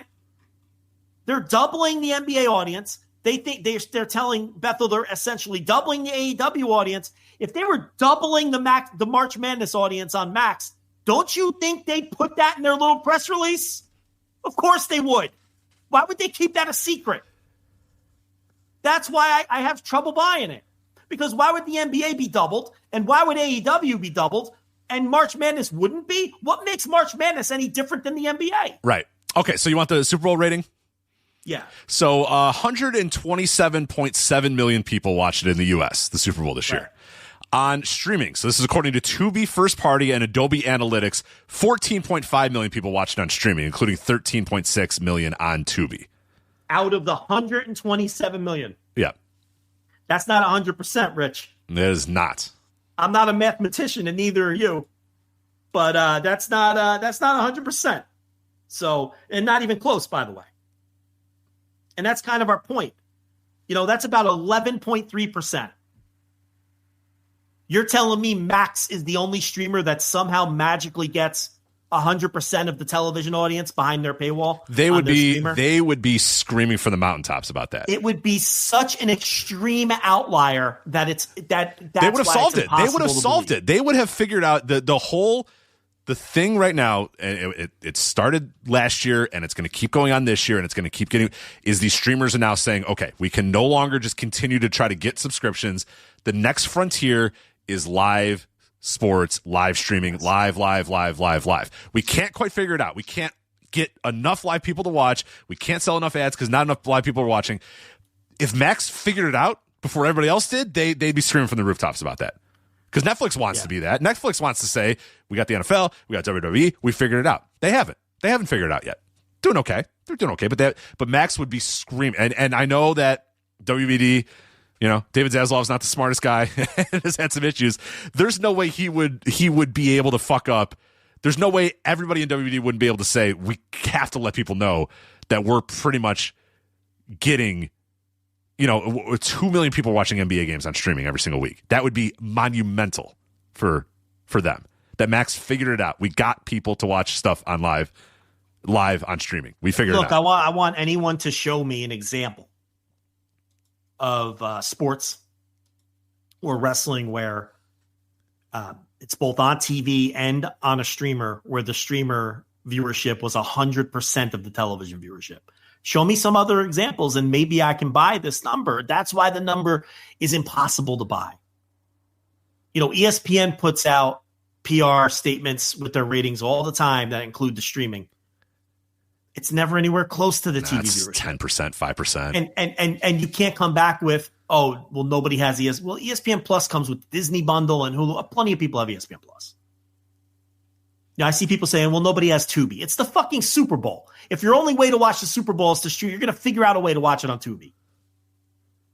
So, I don't know. Maybe the Super Bowl is a different animal. And maybe I think it is. I think it is a different animal. But again, we're using examples here. We're just trying to use examples of saying we're at least coming up with some data to support our skepticism. Right. I'm skeptical that number is. I mean, do I think that it's probably doing pretty well on Max? I do. I think there probably is more people watching AEW on Max than maybe I assumed. And I'm more than willing to say I was wrong about thinking it's, an irrelevant amount of people watching it on Max. But I cannot buy that there's 500,000 people and 600,000 people on good weeks or whatever watching it. It's really I mean, I'll be more than happy to admit if someone wants to eventually, if we want to get an official notice or more people dig in or whatever, if that eventually becomes true, I'll come up here and say, yeah, I was wrong. But I as somebody who studies television business, that studies sports business, that's wrestling. Wrestling. For God's sakes, that would be the most unique. That would be a triumph of all triumphs that they are doing what they're doing. Well, I'll go this far. If people still want to disagree and be mad at us, I'll go as far as to say this: if the 500 is real, I think the vast majority of those people are not new viewers, and I still say. Oh no! I think that's true. I still think Max is drawing a statistically insignificant number of new viewers. Are people. You're saying people that were not watching AEW before that now are stumbling upon AEW because they're on Max. Tiny number. Yeah, and that's true of Raw. We talk about this all the time with Raw, where everybody has this idea that WWE's on Netflix now. A bunch of people, your uncle and your aunt, they're gonna be flipping around and they're gonna find Raw and they're gonna start watching it. Now the same people that watched Raw on USA are watching it on Netflix now. To me, the vast majority of however many people are watching on Max were already customers of AEW in some form. Either that through viewing illegally, viewing through a VPN on Fight. They were already, I find it I don't see any evidence that it's drawing new eyeballs to AEW because there's no increase in attendance and there was no meaningful outlandish outlier increase in the last pay-per-view. It's not a pay-per-view number that was unheard of. It was a pay-per-view number that was indicative of a strong pay-per-view, the kind of number they've done before when they've had a strong pay-per-view. That's all. Wasn't any kind of special number. If they were adding a significant amount of new viewers, some of these people would be buying tickets and pay-per-views, and they're not. So, yeah, it's hard to buy. And I don't think they're getting a significant amount of people from TV because the TV numbers haven't dropped in the short amount of time that they've been on Max. It's not like the TV numbers have dropped 200,000 since they've been on Max. And then you can say, oh, well, maybe they do have 500,000 on Max because they got 200,000 people just from TV who are now watching on Max. But the numbers haven't dropped to that degree. And either way, again, those still wouldn't be new viewers. We're just moving. We're moving viewers around. Or we're counting viewers that weren't being counted before. So if you're adding that significant amount of new viewers, it would be reflected in business, and we haven't seen that. So I don't know. I think there's healthy skepticism of these numbers. Of course. And I don't think that's... Oh, and there's also this idea that Max never puts out numbers, and that's not... I'm looking right now. They had numbers for Penguin. They had numbers for House of Dragon. They, for HBO properties, they're more than happy to tell you what stuff is doing on Max and stuff. Yeah, sure. Yeah, they do this. Yeah. This idea that WBD is a bunch of fucking buffoons and they don't know what they're doing and they don't know how to promote and they don't know how to advertise or they don't know how to do PR or they don't want to tell anybody the numbers. They'll tell you what they want to tell you. They'll tell you what's when they want to tell you. And let me tell you, telling the world that we have figured out live streaming, that like literally live streaming, like come watch live properties on Max because we figured it out. And we're going to double your viewership. Yeah, that's that'd be a big time thing to tell people. That'd be a big time thing to tell people. They're not going to tell the NBA they're doubling their viewership when they were begging the NBA for any slice of a package. They're not going to tell them that. Come on. Use your head. Use some common sense.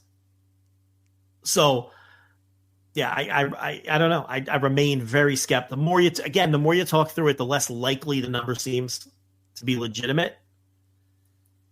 Why would someone want that out there and tell a reporter on background when they know it's going to be reported? I mean, you could ask yourself that question. I don't know. But yeah, it's not as if WBD doesn't tout their streaming numbers for other shows. I mean, all these arguments have holes. I think what happens is we talked about the anti-AEW loons. You also have your hardcore AEW fans who badly want the company to do well and succeed. So when you're in a situation like that, you're more apt to believe this type of thing and kind of push back on the skepticism. So I think that's part of it. There's also this thing where cord cutters are very proud that they've cut the cord. Do you notice that? Oh, yeah. Like they're just very proud that they've cut the cord. They want to, tell you how great it is to be a cord cutter and how they want to give you all the anecdotes, how everyone they know, nobody has. It's just, they're very defensive of their cord cutting. That's the other thing too. So anything that can be used to kind of prop up the idea that streaming is more successful than people sometimes give it credit for is going to be leapt on too. And then you have those two sort of audiences that intersect a bit. You have your hardcore AEW fans who very badly want the company to do well and have good PR. And a lot of those people also, are cord cutters. So you have sort of this Venn diagram that has a lot of crossover.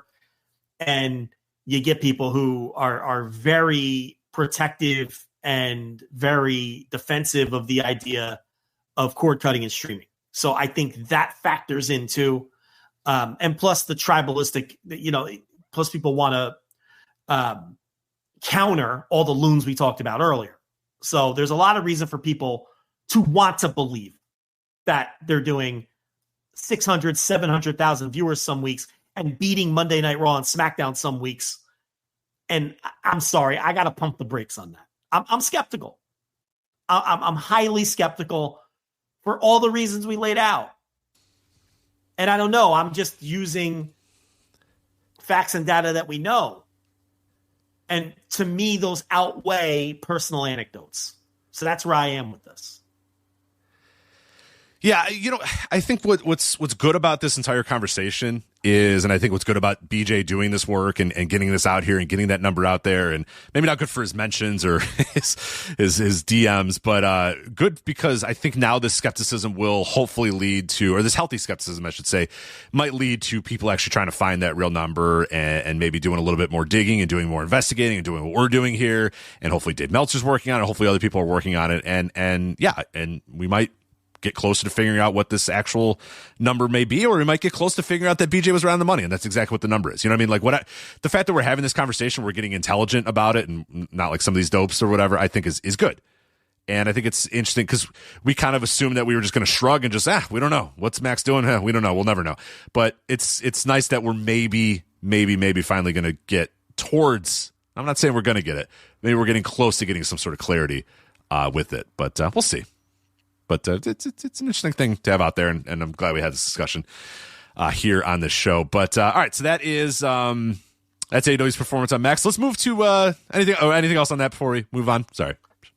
I don't know. I mean, I was uncomfortable even talking about this because I don't want to be lumped in with the weirdo truthers. Yeah, please, for God's sakes, do not lump us in. And with I don't think guys. Our audience would do that, but it's like, because I'm not trying to be a truther here. I'm just highly skeptical because that number still looks completely preposterous. And I haven't seen anyone convincingly talk me through how it could possibly be real. I don't know. So yeah, I don't have anything else to add. Yeah, there you go. But yeah, please do not lump us in with the people with fake PDFs, with profit and loss sheets and stuff. Please don't put us with those people. All right, let's move on to Japan. We'll start out here with All Japan Pro Wrestling. Yeah, New Japan, you're going to have to wait till the last. We might not even get to All New Japan Pro Wrestling. That's how we're going to roll this week. But All Japan, they get top billing here. All Japan Pro Wrestling Dream Power Series. Joe, March 29th from Ota City Gymnasium, 2,098 people in the building to watch Jun Saito versus Kento Miyahara to see if Kento Miyahara can knock off Big Jun Saito and win back the Triple Crown. And the answer, Joe, is he cannot. Jun Saito, again, retains the Triple Crown Championship, defeating Kento Miyahara 27 minutes and 24 seconds. Now, you and I talked about how maybe we're getting close to that time where you want Jun Saito to lose, and you and I talked a couple weeks ago about how, honestly, the play might be to have Kento Miyahara win it back, and this would be the time ahead of the Champion Carnival to have it go back to Kento, and people can kind of work, and figure out how they're gonna, take him down or whatever, and then you build up, because you can't just keep having this guy win and win and win and win. Well, it turns out you can. Did I say that about this guy or Ozawa? I know I made that argument about Ozawa. I think you said about Jun Saito too. You said we're kind of running out of guys. We're running out of guys. Once he beats Miyahara, that's a problem in a small promotion. He beat Anzai. He beat Yume Oyagi. He beat Kento Miyahara. You know what I mean? Like, he beat David Smith Jr. to win it, but I'm kind of removing him from the conversation for right now. But when you talk about the actual regulars in All Japan Pro Wrestling, he beat Anzai, he beat Oyagi, and now here he beat Kento Miyahara. So that's, All Japan's roster is not that big. That's kind of small roster. Yeah. That's kind of the big dogs, right? Who am I missing from that list that he hasn't really taken down? Those are the big guys, right? Yeah, I think Kenta should beat Ozawa in Sumo Hall. Yeah. Well, just because those guys need to eat some, they need to eat some pins for sure. Yeah, the Team 2000, they're winning a little too much. And I broke that down on a Flagship Plus last week when I talked about that Noah show and the big Kenta Ozawa match coming in Sumo Hall this summer. I don't know. I think the thing about it is it continues to draw. The show did 2,098 fans in Ota City Gym. Last year's show did 2,057, so slightly up from last year's Anzai Nakajima match. 2023, they ran the building 3 times. They did 1966 for Nagata and Anzai. They did 1776 for Nagata and the big dog, Suji Ishikawa. And they did 2437 but that was the Carnival final. So, that was the Carnival final with the Shino and T-Hawk. But the Carnival final was going to draw bigger than anything else. So you kind of have to throw that one out. You go back to 2022, they did 1398 in this building for Jake Lee and Kento Miyahara. The Jake Lee era, as we noted at the time, which was just not working. Some of the other numbers that Jake Lee drew in this building in 2022 and 2021, 1242, 1314, 1480, 1398. So that's, when we talked about Jake Lee just not working out in All Japan, he just didn't work. No. And that's why he doesn't work there anymore. And that's why he moved on to Noah and is now in New Japan. So the point here is the Saitos are drawing on top. They're drawing in Korakuen. They're drawing on shows like this. This is the biggest number they've done in the building since the pandemic, aside from that one Champion Carnival final. So from that standpoint, how do you argue against this guy continuing to retain the title? So he wins again, and he'll hold it through the Champion Carnival, and we'll see who emerges as the challenger out of the Champion Carnival. And we go from there. But from a business standpoint, things are going okay with the Saitos headlining every show, so they're going to keep headlining every Of course, show. yeah. As far as the match itself, what'd you think of Jun Saito and Kento Miyahara? I didn't think much of it. I thought it was a average match that was a subpar Triple Crown match. Unfortunately, it was the best match in the show because it wasn't a very good show. Yeah. But I didn't think much of the match. The big turning point with Kento in control was when Jun gave him the choke slam off the top. And I know Kento did a nice job avoiding some of Jun's big moves down the stretch and all that. But then it felt like it ended abruptly, which was strange for a match that was a half hour long. I didn't feel like we got the usual fight out of the challenger that we would normally get. Yeah, when it was time to beat him, he just beat him. Yeah, this is one of those matches I missed the finish like 4 times because I was watching and then I kind of looked away for a minute and then I hear the bell and I'm like, fuck, all right, I'll go back. And I went back and I'm watching the moves happening and I'm like, nah, I must have went back too far. That's not the finish. And all of a sudden, 1, 2, 3 again. I'm like, fuck, I missed it again. What the hell? Where is this finish? And then, finally was able to see it because it happened really quickly where Kento goes for so obviously you do the choke slam from the top. The idea here is Kento's been, knocked down or beaten pretty badly. But then he goes for his straight jacket German. He's going to go for the overhead German, try to get Saito down. But then, Saito fights him off and Kento kind of falls to the ground, holds his back. And then that's kind of it. Then Jun just kind of goes over there. Hits his other move and that's it, and it's over. I forget what he calls that finish, but then it's over, and you're like, oh shit, okay, that was it's pretty quick and pretty definitive to beat Kento Miyahara that way, despite the fact that it did go half an hour. It felt like a very definitive finish. Yeah. It felt like a very definitive finish, and I mean, we're going to take a look at these carnival blocks in a minute, and we'll see, who we think might emerge as the next challenger. I mean, he hasn't had a ton of defenses, but he's defended against all of the big guns to this point. So you're going to probably go back to one of those guys or maybe they'll find a way to go someone new. The rest of the show, though, I mean, everything pre-intermission was just a bunch of junk that I don't even want to waste any time talking about. The only thing I did like was when Suwama was in there with what's his face, Tachibana or whatever it is. Yeah. And I'm like, oh fuck, I really don't want to watch this match. Like, god damn it, this is gonna suck. The bell rang and then Suwama beat him in 18 seconds. And I was like, oh, all right, I could do that. That's all right. I can do. If every Tachibana match is 18 seconds long, I think I could get down with that. But other than that, the rest of the undercard was a lot of junk. And then on the business end, Zion debuted, which is the former Zion Quinn, which I am told is the ex-husband of Harley Cameron. Yeah, we figured that out a couple weeks ago that they are no longer together. So. You want to talk about Tony fumbled? How about Zion fumbled? Yeah, man. Tony fumbled. How stupid was that? Yeah, how dumb is that? Like, it's so bad. Ethan Page and Ricky Saints, and they're chanting Tony fumbled throughout the whole match. It's like, I mean, let it go, man. It's like, first of all, disrespectful to the guys. Worse yet, they chanted it when Ethan Page attacked Ricky Saints at the end of the match. They also chanted it during Sean Spears. Mm-hmm. Yeah. Versus, and it's like, Sean Spears was an OVW guy in 2006. What the fuck did Tony fumble? The guy's in his 40s. He was a WWE developmental wrestler for like 13 years and was in AEW for like 2.5 years. And guys, it's NXT. Right. There's 100 of you in this building. It's NXT. You're not proving anyone wrong because it's a fucking NXT anyway. Yeah, ridiculous.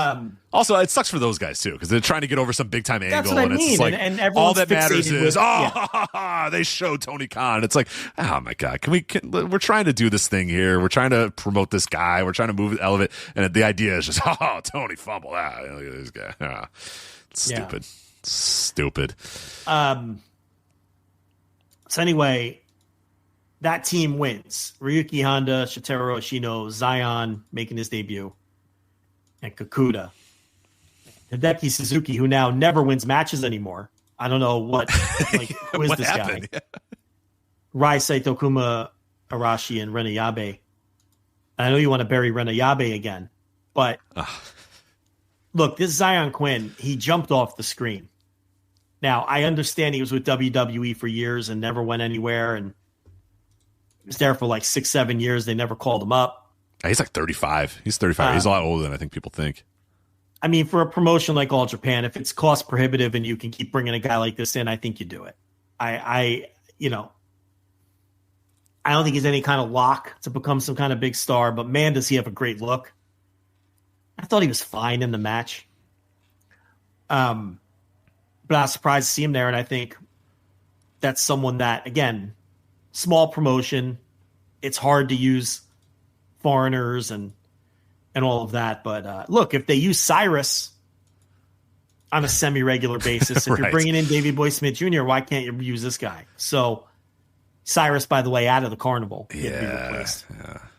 But Davey Boy Smith Jr. returned after his hiatus and had just a dreadfully boring match against Yuma Aoyagi. So I don't know. They obviously like him. They had him on a 6-month contract. I don't know if they signed him to another contract here, but he is back. But there's just no juice there. I don't know what it is with him. There's just no juice. And you're talking about Davey Boy? Yeah. Yeah, I don't know what's going on. It's weird. It's like there was juice and there was a little bit of intrigue, but then once he lost that title, it's just like it's just spinning his wheels. And I'm dreading a Champion Carnival because I don't like after he won it, like the reign wasn't exactly. So I mean, I don't know. The return wasn't inspiring. No. There's a match that we're going to talk about in this A block of this Champion Carnival that I cannot wait for, just to see how low effort both these men could possibly be. We'll get to that when we get to it in a bit. But we can get to it right now. I mean, the All Asia Tag Title match semi-main event was a nothing match too. I didn't think much of that at all. Either. Yeah, one of the men that is going to be in that match that I want to talk about was on, because we have Rising Hayato and Yuma Anzai, and they're a good team. They're a good little duo. We've talked about them before. Hakoto Omori, I think pretty highly of him. I do not think very highly of Takashi Yoshida, and he was pretty horrible here in this match. So, this is not a great show. This is not a great All Japan Pro Wrestling show at all. So, but I'm excited for the Champion Carnival because there's some interesting names here. So let's do that. Let's get to that. Starts April 9th, concludes May 18th. Obviously, the winner will go on to face Jun Saito for the Triple Crown. So your A block is Kento Miyahara, Jun Saito. So we're going to get that rematch at some point in the A block. Hideki Suzuki, Satoru Ashino, Kuma Arashi, Kengo Mishimo, Zion making his Champion Carnival debut, Takashi Yoshida, and Davey Boy Smith Jr. So, Joe, the match I want to talk about, FKA Cyber Kong versus Davey Boy Smith Jr. How many bumps to the back, like their back has to touch the mat, do you think will occur in this match? Flat back bump, like a move happens and a man takes a flat back bump. I put it at 4.5, and I feel like I said it, and I'm still going to take the under. Well, when I look at that block, and I've got those two guys, and Kengo Mishimo, and Kuma Arashi, and Hideki Suzuki, man, there's a lot of matches that are going to fucking stink in that block. That's an ugly block. There's some good high-end stuff. I will say this block has very high-end stuff. Jun Saito, Kento doing not much. Yeah. I think Ashino. Not much high-end. Yeah, you got Ashino and Miyahara. I think that'll be good. Yeah. Miyahara's not going to get anything great out of these bumps. No, it's going to be tough. That's not who he is. No, Zion. And Zion's not that kind of guy either. I like his look, and I'm with you. I would bring him in for sure. That's the intrigue. I want to see how he does in All Japan on a full tour. And we'll see. Maybe he'll stink it up too. But that's intriguing. Kento versus Ashino is intriguing. And there's a lot of matches in that block that are going to be pretty terrible. I mean, Jun Saito is going to have trouble with a lot of these guys. Because, look, he's not exactly a guy who can carry a great match. That's an ugly block to me. it's rough. It's a rough block. The last half of that block gets real bad real quick. I mean, and that's assuming that Jun Saito is going to have good matches throughout, and he's capable of having good matches, but he's also capable of having kind of meh. I mean, we just saw him have a pretty meh match with Kento Miyahara. Yeah, it gets real rough. It gets real rough. Cyber Kong, Davey Boy Smith Jr., Kengo Mishimo, Kuma Arashi. Where do they find this guy? Where do they dig up Kengo Mishimo? Like, what's he up to? Yeah, like, that's a good. Doing? Let me look up what he's. I think wasn't he doing 2AW for a while? I don't know. He can't be regularly at 2AW though, right? Oh fuck yeah, he's regularly at 2AW. He does a lot of Evolution, a lot of these Shinkiba first ring things, a lot of 2AW, something called Go Kigen Pro Wrestling Shindo. Yeah, just absolute garbage. Let this guy go. Find somebody else in the world. Find somebody else in Japan. Somebody other than Kengo Mishima. Do we really need Kengo? Is anybody who's asking for Kengo Mishima anymore? Has he ever done a thing for you? No, I mean, no. He has a 7.8 on Cage Match. That's insane. And then I forget he exists, and then someone digs him up again. And how does he have a 7.83 on Cage Match? These Pearl fans, you know, they're not all there. A lot of these people, but yeah, I don't know. They love the armbar. I guess they love the arm bars or something. I don't know what it is with him, but Alan's gonna get. Is Alan and Kengo Mishimo guy? Is he gonna get really mad at us now? I doubt it. I mean, I don't think so either. Probably not. I don't think so, but I just want to make sure he doesn't get mad. So mean, I'm sure people will be mad, but the guy just total nothing. He's a zilch. All right, so the B block,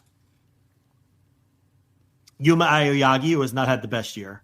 The other Saito, Hokuto Omori, who can really just go kick rocks at this point. I'm so tired of that guy. Yuma Anzai, Ryuki Honda, fucking Rena Yabe. And then, however you say, Angel Blanc. We're familiar with him, but I'm not sure how to pronounce that. Not Mike Angel. DiVecchio is back. Angle Blanc or something. I don't know. Angle Blanc? Yeah. Angle Blanc. Mike DiVecchio is back. Mikey WWE. D. I love Mikey D. WWE is apparently interested in him because, of course, someone cool. They're going to take off the scene. And Madoka Kakuta. So, yeah, I mean, that block's way more interesting to me. Yeah, 3 debuts, 3 Champion Carnival debuts, and pretty much the worst worker is probably Rai Saito, right? Well, Rena Yabe is one of the worst wrestlers currently in a major Yeah, I league guess promotion. you're right. I guess he's He worse. fucking stinks. Dude, that guy came out on the Champion Carnival. So you had this, they had a Champion Carnival preview tag. That's the match we were talking about with Kakuta and Honda and Ashino. Yeah. So all these guys come out, and this is like their first, get ready for the Champion Carnival. So they all come out and they're like screaming and yelling and we're getting ready for the Champion Carnival. And this motherfucker comes out and it's like he just farted or he just smelled a fart or just nothing. He makes Megan Bain. Like you see him and Megan Bain and you're like, wow, Megan Bain really just jumped off the page with that charisma.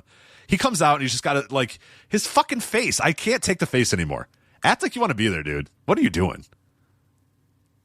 God, he infuriates me.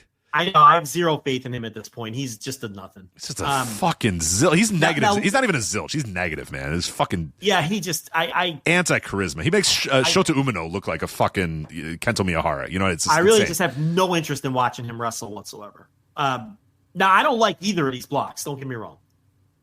I think the B block is more interesting, but I think this is going to be a struggle of a tour. I really do. I just this carnival lineup is just not. Man, I don't know. Dr. Death and Kawada and Misawa aren't walking through that door. They're not walking through that door. No, this is not.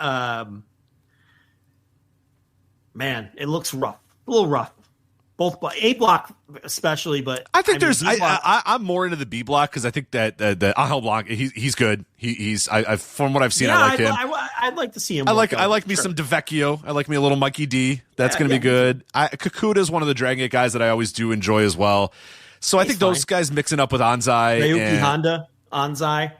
But what's going to determine this block is what you're going to get out of Yuma Aoyagi because he has not been good. He's lacked motivation. Okay. If we get vintage Yuma Aoyagi, he's got to deliver. And Hokuto Omori is just going to drag everything. I don't know. Maybe it's just me. You're out on him? I'm not necessarily as out on him as it appears you are, but. So those two guys are largely going to drive whether it can be a good block. But if we're going to get low motivation Yuma Aoyagi, if we're going to get Hokuto Omori doing weird shtick, and Rai Saito has some bad nights, that's going to be a little rough too, outside of the novelty of seeing some different people in it. There's going to be a Rai Saito Rena Yabe match on one of these Champion Carnival shows, and that's that's not going to be very good at all. Yeah. I there's enough interest to me because of the different names in the B block that I'm not totally down in the B block, but yeah, the more you bring up that A block, it gets. There's 5 dudes there that are real rough. It's gonna be. And I'm grumpy. It's a 3-hour podcast. The Reds just lost 3 games in a row, 1-0. We haven't scored in 29 innings. Really, 1-0, all 3? Only the second time in history. Baseball always finds a way to fucking make me pissed off. Yes, 1-0. They haven't scored a run in 29 innings. Oh, you were facing the Brewers too, right? And the Brewers are getting shit canned by everybody, and now yes, 29 innings without a run. You think you'd run into one accidentally at some point? 3 straight 1-0 losses. So I'm grumpy on top of it. But these blocks aren't great. I can't sit here and lie to you and tell you I'm looking forward to either one of these blocks. So daily Champion Carnival audio probably not coming this year. I'm going to sit there and watch it because I gotta. Yeah. But, maybe it would be good daily audio, especially if it's bad. Maybe it would be like, but see, people think that's going to be good. No, it's not good audio. It's not. You're going to get tired of it after 2 nights. Yeah. Like if this tournament was bad, like, oh yeah, he's going to rip it. By the third night, I've run out of creative ways. Right. After the third Kuma Arashi burial it's not going to be that fun. Right. This be annoying. You're going to have the same Kengo Mishimo rant 6 different times. It's not going to be great. Yeah. Definitely lose. Or they'll be like 8-minute reviews. You're like, I don't know. What'd you think? It's Kengo Mishimo and Kuma Arashi. What do you want me to say? All right. Right. Exactly. And then it was Shun Saito versus Yoshida. It stunk. What do you want me to say? It's over. It's 8 minutes in and out. But anyway, that's the Champion Carnival. So get into it. Starts April 9th. Tournament concludes May 18th. All Japan Pro Wrestling Champion Carnival. Yeah, All Japan's not had a great year. I mean, the business wise, obviously, it's doing well for them. But yeah, in ring wise and at least my interest wise, it's not been great. It's been okay, but yeah, the thin rosters is tough. Unless you have to hit on those guys you bring in, like Dave Boy Smith Jr. When you bring a guy in like that, he's got to be good. You know what I mean? He's got to it's got to be like a Joe Doring type guy. Who comes in and matters and is good and is doing interesting things. It's got to be one of those. It can't just be another. We don't need more lumps on a log. We have a lot of lumps on a log in All Japan Pro Wrestling. We don't need Dave Boy Smith Jr. to come in and be a lump on a log. You know what I mean? We need him to be. So it's, whoever. Well, he's going to be a lump on a log. Oh, yeah. Oh, he's a lump. He's a lump and it's a log for sure. But yeah, you know what I mean? Like when you have such a small roster like that, you have to hit on. That's why we need Zion. Joe, we need Zion to fucking rock, right? Yeah, I'm curious to see how he does. We need Mike DeVecchio to rock, We need those sort of things to happen. Like similar to how in Noah, they kind of hit on a few guys, like a Jack Morris. Remember when we laughed about Jack Morris? And then he rocked and he was good. And we're like, all right, cool. You need that. You need those guys to give you some juice because you're not getting juice out of out of a lot of these guys on this roster. So hopefully our man Block and Mike DeVecchio can give us some juice in Zion. But all right, speaking of juice, let's get to New Japan Pro Wrestling Sakura Genesis taking place April 5th from Sumo Hall. The main event: Hiroki Goto versus David Finlay, IWGP World Heavyweight Title. We talked about this a couple weeks ago, Joe. I'll ask you right now as we wrap up the show: David Finlay, is he walking out as champion? Yeah, he probably will win, and he should win. And I think Chris Samsa put it best. Either on the audio, may not have been on the audio with me, may have been in one of the chats or something, but Chris Sampson made a good point in that Finlay probably will win, and it will be the right decision and the right choice, and it'll be the kind of decision that people who don't really follow New Japan are going to mock and point and laugh at and say, oh, well, David Finlay's your world champion. And they haven't watched in years. Right, and they don't understand. Like, I'm not looking forward to a David Finlay IWGP title reign either. Okay, don't get me wrong. But I fully understand the story that they're telling here, and I agree that he's probably the right guy to take out Goto. Because, as we discussed a few weeks ago, you have this feel-good Hiroki Goto title reign that everybody loves. It's doing good business. It's got the fan base energized. David Finlay is the perfect kind of heel to put a stop to that, for the right kind of heat. And they've built Finlay up to this moment. These guys that Gato takes as his next, they always eventually become the guy. He's the next in line, whether I like it or not, whether you like it or not. And this just feels like the right time to end this Goto thing too. Before it kind of wears out its welcome. Kind of, I don't want to call it a nostalgia run, but you kind of get the idea. It's that kind of run that could wear out its welcome. So maybe you get out while the getting's good instead of waiting for it to stop drawing. And they've built Finlay to this moment. And I think this feels like the right time to put that title on him. Like you said, you need to find the right guy to beat Goto, and that guy's going to get a ton of heat, and fans are going to be upset. And like you said, people are going to be upset. People on in various discourses and stuff are going to be very upset. And, whether it be Twitter or Discord or whatever, are going to be upset. But that you're right. The right kind of energy is David Finlay doing that. He's not trying to be a cool heel. He's not trying to be a likable heel. He's trying to be a detestable heel right now. So that would probably work the best. And I've I've decided that I'm completely okay with it too. Like I'm thinking there's a little bit more to this Goto run, but you want to be ahead of it as opposed to behind it. You know what I mean? You don't want to you don't want to have like, we can't lose him now. And then like Goto still has the title through the G1. And then you're like, fuck, all right, we really don't want this guy to go to Wrestle Kingdom-ish. So then you have to kind of rush something. I think now is the time to just do it. Rip that Band-Aid off and go to David Finlay. And you know, Goto got his run and we all had a little bit of fun with it. But now we can sort of start building towards the main storylines in New Japan moving forward. So yeah, I'm going to be okay with David Finlay winning. And like you said, it's going to be a good test case for people that have been watching New Japan for a while and people that haven't, because the people that are watching are like, no, David Finlay. I mean, it's his time and he's improved a lot and he's definitely feels like a main eventer. So, I've made peace with it. It's okay. And hey, if Goto wins, I'm fine with that too. That works for me. No problem there. IWGP Global Heavyweight title match, Yota Tsuji versus Evil. I don't care. I have no take on this. No, I have to have a take. What do you got? No, I have to have one. I was hoping you would have one. I don't have any fucking take. I hope Evil doesn't win, but Evil will win, and I don't know. Cool. I don't give a fuck about Evil. I don't care. You know, I honestly don't really give that fuck about Yota Tsuji right now either. I'm kind of waiting for him to. Yeah, you kind of been. I need an extra gear. I need an extra gear out of this guy. I don't know if I'm getting it. Well, I'm not going to get it here. I'll tell you that. I know for a fact I'm not getting it here. But I don't know. I was there, but I don't know. I just need a little more. I don't know if I'm getting. Is Evil still doing the fight clean thing, or was that just a little house show? I think it was a house show thing. I think he's back to not fighting clean anymore. Yeah, so we'll get a garrote wire and 7,000 run-ins, and Walker Strudel say, "God damn it! Oh, come on! God damn it!" And Chris Charles like, "Oh, come on! What's going on? What are we doing out here? Oh, God damn it! God damn it! How would we keep? Oh, God damn it!" Okay, great. We heard completely you. Over it. We got completely over it. Oh, Dick! Oh, that Dick! Oh, that Dick! I can't believe that Dick's doing that. Okay, all right, we heard you. We got it. All right.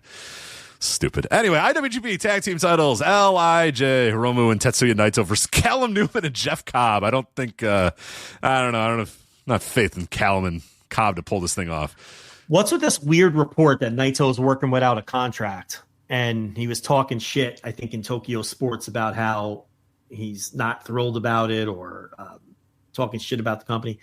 Now, first of all, where the hell is he going to go? No one's going to, you know what I mean? It's like, All Japan. All Japan could use an extra guy. Well, he's not going to do that. That's like, I'm kidding. Yeah. And anywhere he would go doesn't want him. Like, he's not going to go to one of these other, well, I don't know.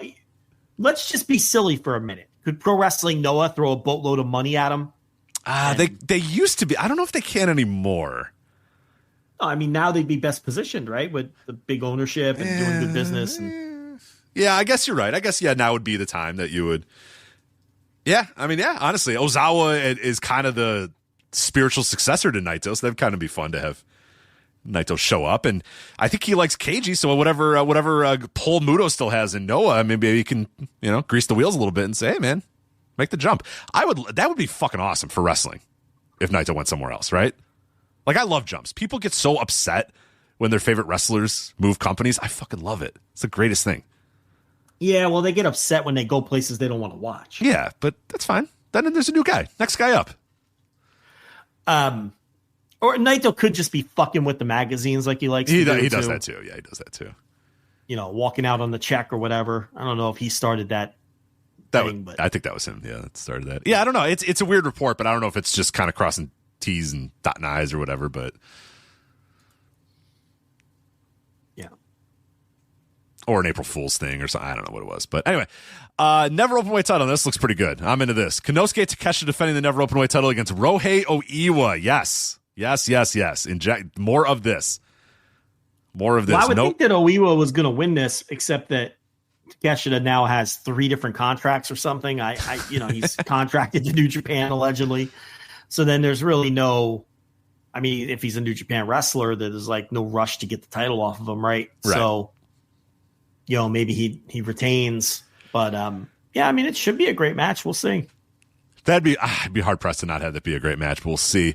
A match that I don't know will be very great. Never Openweight 6-man tag team titles. The House of Torture, Ren Narita, Sho, and Yujiro Takahashi versus the Bullet Club War Dogs of Joe Maloney, Gabe Kidd, and Taiji Ishimori. I do not think this is going to be very good, Joe. Hot take. I don't want to watch it.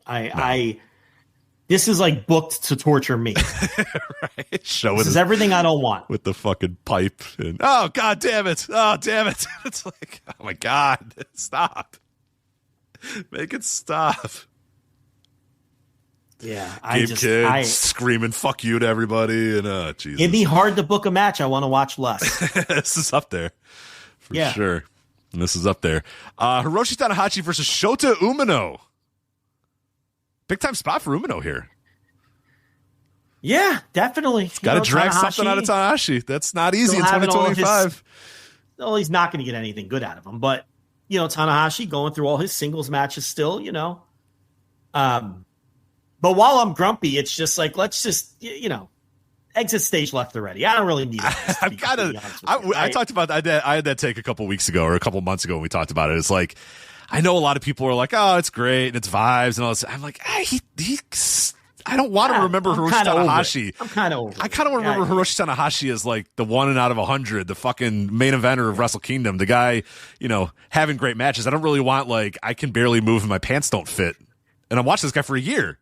And I'm like, oh, God, he's going through all these singles matches, and they're all bad. They're all really bad. So I don't know. Think if any podcast was going to say, fuck Hiroshi Tanahashi's retirement tour, it'd be this one. Right. It'd be this one. I just don't want to remember him as a guy that sucks, And he sucks now. It's just really bad. Yeah, he had a bad match with Shingo, too, which is, like, tough to do. So, yeah, I'm very curious what Umino can do with him here, and I'm very curious. Do you think the Tanahashi stuff gets worse, or do you think we're at like the bottom? We're just going to kind of keep going and miss? I don't know. I think he could dig deep now and then and do something decent, but he's never going to have. I shouldn't say never. Maybe he'll have a great match in his last match, whoever it's against. Lay it all out there for the last one. Lay it all out. Yeah, injuries be damned. Body, whatever pain he's in be damned. And I'm not saying that that's impossible. Maybe it's my grumpy mood. Maybe it's this little toothache I have, but I don't know. I'm let's move it along already. Sorry to hear about your toothache, sir. Let's get to fucking January and get this guy out of here already because it's hard to watch. Yeah, it's tough. I don't know. Yeah. New Japan World Television title, El Phantasmo versus the Great O-Khan. Think O-Khan wins here? Phantasmo's had this run for a little while. I've liked his run with the title. There's a wide variance with both of these guys, so who knows? They might get a wacky and experimental and have some shitbag match, or it could be really good with Phantasmo bouncing off of O-Khan and O-Khan being physical. And you just never know what O-Khan you're going to get, and that's so tough because sometimes you see him and you're like, yes, this is it. This is what I've been waiting for. It oscillates. It's like month by month, week by week, match by match. There's sometimes you see him and you're like, yep, that's it. That's the essence. That's a guy you can push. That's a guy who could be a star. And the next time out, you're just like, this guy's, I don't know. Yeah, you never know. You literally have no idea. So who knows? Yeah, it's hard to say. With him, I don't know about this one. Sonata versus Yuya Uemura. Yes, Sonata with wait for this one. With his big stereos, big speakers, and yeah, that's gonna be great. And then the kickoff match. Do you have anything to take about Yuya Uemura and Sonata? I'll just move on. And then the kickoff match is Murashima versus Daiki. It's like my third most anticipated match in the show. I know. I'm gonna watch that one for sure. I don't know. I feel like I'm out on New Japan again. They're not doing anything that I'm interested in. No, they need you know what they need? They need the Bishop, the Nomad Bishop Dyer. I'm trying to tell you, Rich Craich. They need some juice. They need some fucking juice again. Yeah, you're telling me if the Nomad Bishop Dwyer. I don't think it's Dwyer. I think it's Dyer. It's Dyer, I believe. I don't think it's Bishop Dwyer. Whatever. You wouldn't have a morbid curiosity in that? No, not at all. How about the Nomad Bishop Dwyer versus Great O-Khan? No. You want to see what that looks like? I don't. I want not to really. see what that looks like. No. I'll take him over Sonata. Okay, that's not fair. Because yes, we'll take him. We could do a draft, I guess, of guys. You want to go down the list of deplorable New Japan Pro wrestlers, and I'll tell you if I want to see the Bishop. Sorry, the Nomad Bishop Dyer. No, I'd rather see Naito. I'd rather see the Nomad Bishop Dwyer than 2025 and see Naito. It's close. It's close. I'll say it's closer than it should be, but I'm still taking Naito. Sonata. Oh God, I'll take the Nomad for sure. The rotting husk of Hiroshi Tanahashi. I'll take the Nomad. All right, so we got 2 for the Nomad here. Yeah, I think you're going to get to it. Now I realize there's a bunch of names you could say that are guaranteed Bishop. I'm waiting to juice the numbers. Yeah, okay. Keep going. How about Shota Umino with his bald head? I think I'm more into Shota than the Nomad. I'll take the Nomad Bishop Dwyer. Ren Narita. Well, that's again not fair. Of course, I'm about to rack up a bunch of dubs right here. I'm looking at this roster and I'm looking at this Sakura Genesis show and I'm like, oh fuck, Joe's gonna give me like this roster. You're gonna give me like 4 or 5 in a row that I'm gonna actually have to go with the Nomad. So yes, I would rather see the Nomad than Ren Narita for sure. Yujiro Takahashi. Yeah, fuck yeah. Give me the Nomad. Show. Give me the Nomad. Give me the Nomad. Taiji Ishimori. No, I'd rather see Taiji Ishimori. Oh, come on. You got to give me the Nomad. No, I want to see Taiji Ishimori. Come on, man. I mean, I'm not interested at all in Taiji Ishimori. This is not an soldier. endorsement. This is not an endorsement of the Bone Soldier, but I think I'd take Taiji over the Nomad. You can't possibly still be interested in Taiji Ishimori. I'm not interested in either. Evil. The Nomad. Yeah. The Nomad. BJJ Purple Belt Champion. The Nomad. Dude, I never watched his Maple Leaf Maple Leaf match, so I don't know if he was actually good or not in that. I mean, look, I could come up with 7 or 8 here where you're like, all right, I'd rather see what the Nomad brings to the table.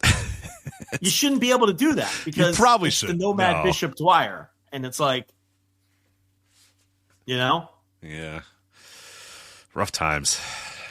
Yeah, after Wrestle Kingdom, man, we were like, they're back, baby. Yeah, they're back.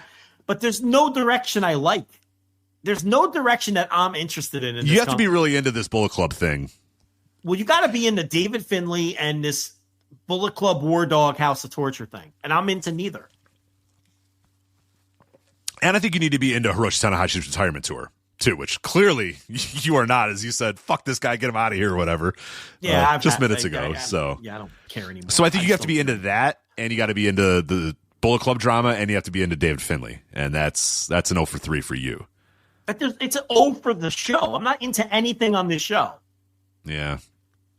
What are you looking at? Takeshita and Oiwa, and then Murashima Taiki Nakai. Yeah. Right? It's not great. It's not at all. I'm looking at this show and I'm trying to work out in my head when I'm going to watch it. Like, which day of mine do I want to ruin by setting aside 3 hours for this? I don't want to watch this. You want to watch this? No. You don't want to watch this. I don't. But we have to watch it. Honestly, the show that I'm seeing in Chicago in a couple weeks, or next week or so. Have you seen the Windy City Riot show lineup? It's like better than it's Takeshita and Tanahashi. Tanahashi's final match in the United States. Gabe Kidd versus Tomohiro Ishii, 30-minute Iron Man match for the strong openweight title. Right. David Finlay or Hiroki Goto versus TBA for the IWGP World Heavyweight title. Oh, I guess it's gonna be David Finlay versus Zack Sabre Jr. Basically, let's just spoiler alert. It's gonna be David Finlay versus Zack Sabre Jr. Phantasmo and Rocky Romero versus Tetsuya Naito and Teton. Royce Isaacs and Jarrell Nelson versus Kevin Knight and Kushida, and Mina Shirakawa versus Azumi. That's not great, but I think it's a lot. I mean, Gabe Kidd and Tomohiro Ishii is better than anything on Sakura Genesis. David Finlay and Zack Sabre Jr. is better than anything on Sakura Genesis. Money is on the show as well. Oh, yes, and Money will be there. Yeah, they just haven't announced her. Shirakawa versus Azumi sounds kind of fun, too. So running Wintrust, huh? Mm-hmm. Bold moves. Yeah, they put the Tanahashi's last time wrestling in the United States. That's the big plug there. Yeah. Jarrell Nelson and Royce Isaacs. I do have to see them, unfortunately. I thought I could get away, but I cannot. This Resurgence show in Ontario, California, they can't give away tickets. Oh yeah, I forgot that. Have you seen that? I forgot that one's even happening. Yeah. Cough attack here. You're good. I mean, there's nothing announced for the record, so. Money. That's just money, yeah. They announced the money, but where was the latest update on that? Let me grab that. Then we'll end this wretched show. Yeah. Let me see. I don't think this show's been wretched. Sakura Genesis might be wretched, but I think this has been a very good show. Well, I'm actually gonna end with giving you the lineup for Battle Riot. That's right. We have to do that. It's coming up this week. Don't ask for takes. I'm out of gas. You're good. I don't want takes. I'm gonna mention names. I'm gonna say the matches they're gonna be in. I'll tell you we're gonna talk about it next week, and then we're gonna be out. I'm limping to the finish. You're good. You're good. We haven't scored a run in 29 innings. I'm just disgusted. So the Brewers gave up 20 runs a game for 3 straight games, and you guys can't get one. That's not great. You look forward to this shit for months and months and months. Oh, I don't. Well, I don't know why you do that. You should be a White Sox fan. You don't look forward to anything. No, well, they'll win tomorrow, and I'll be all juiced up again. You know that.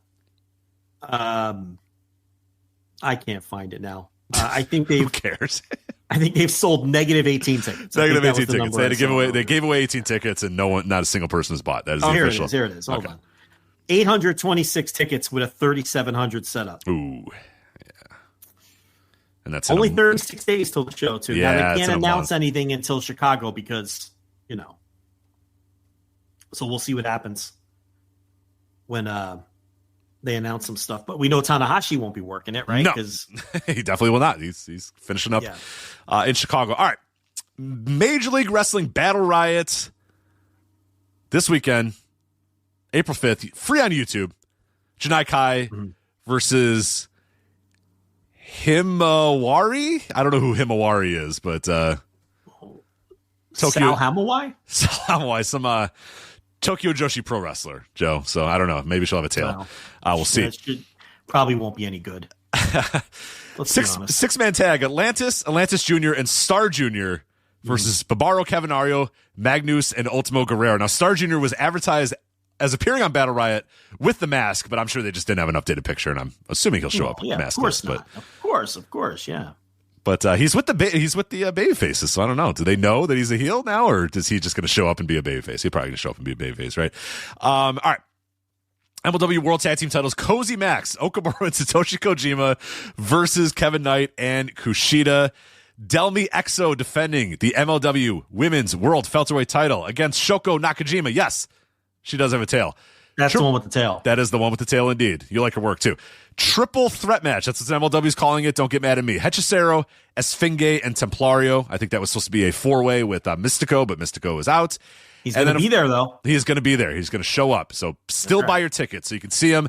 And then the 40-man Battle Riot match for the MLW World title. Matt Riddle, C.W. Anderson, Atlantis, Kojima, Paul London, Blue Panther, Ultimo Guerrero, Bobby Fish, Okamura, Virus, Jesus Rodriguez, Matthew Justice, Kushida, Shane Haste. Shane Haste is going to be there. Hechicero, Esfinge, Barbaro Cavernario, the Nomad, Bishop Dyer. So you're saying, I want Nomad. You got him here in ML Dub. Mr. Thomas, Anthony Green, the retrosexual, showing up here in ML Dub. Star Jr., Donovan Dijak, Tom Lawler, Brett Ryan Gosselin, Atlantis Jr., Alex Kane, Brock Anderson, Juicy Finau, Akira Kwan, Paul Walter Hauser, and 10 mystery men. 10 mystery men, yep.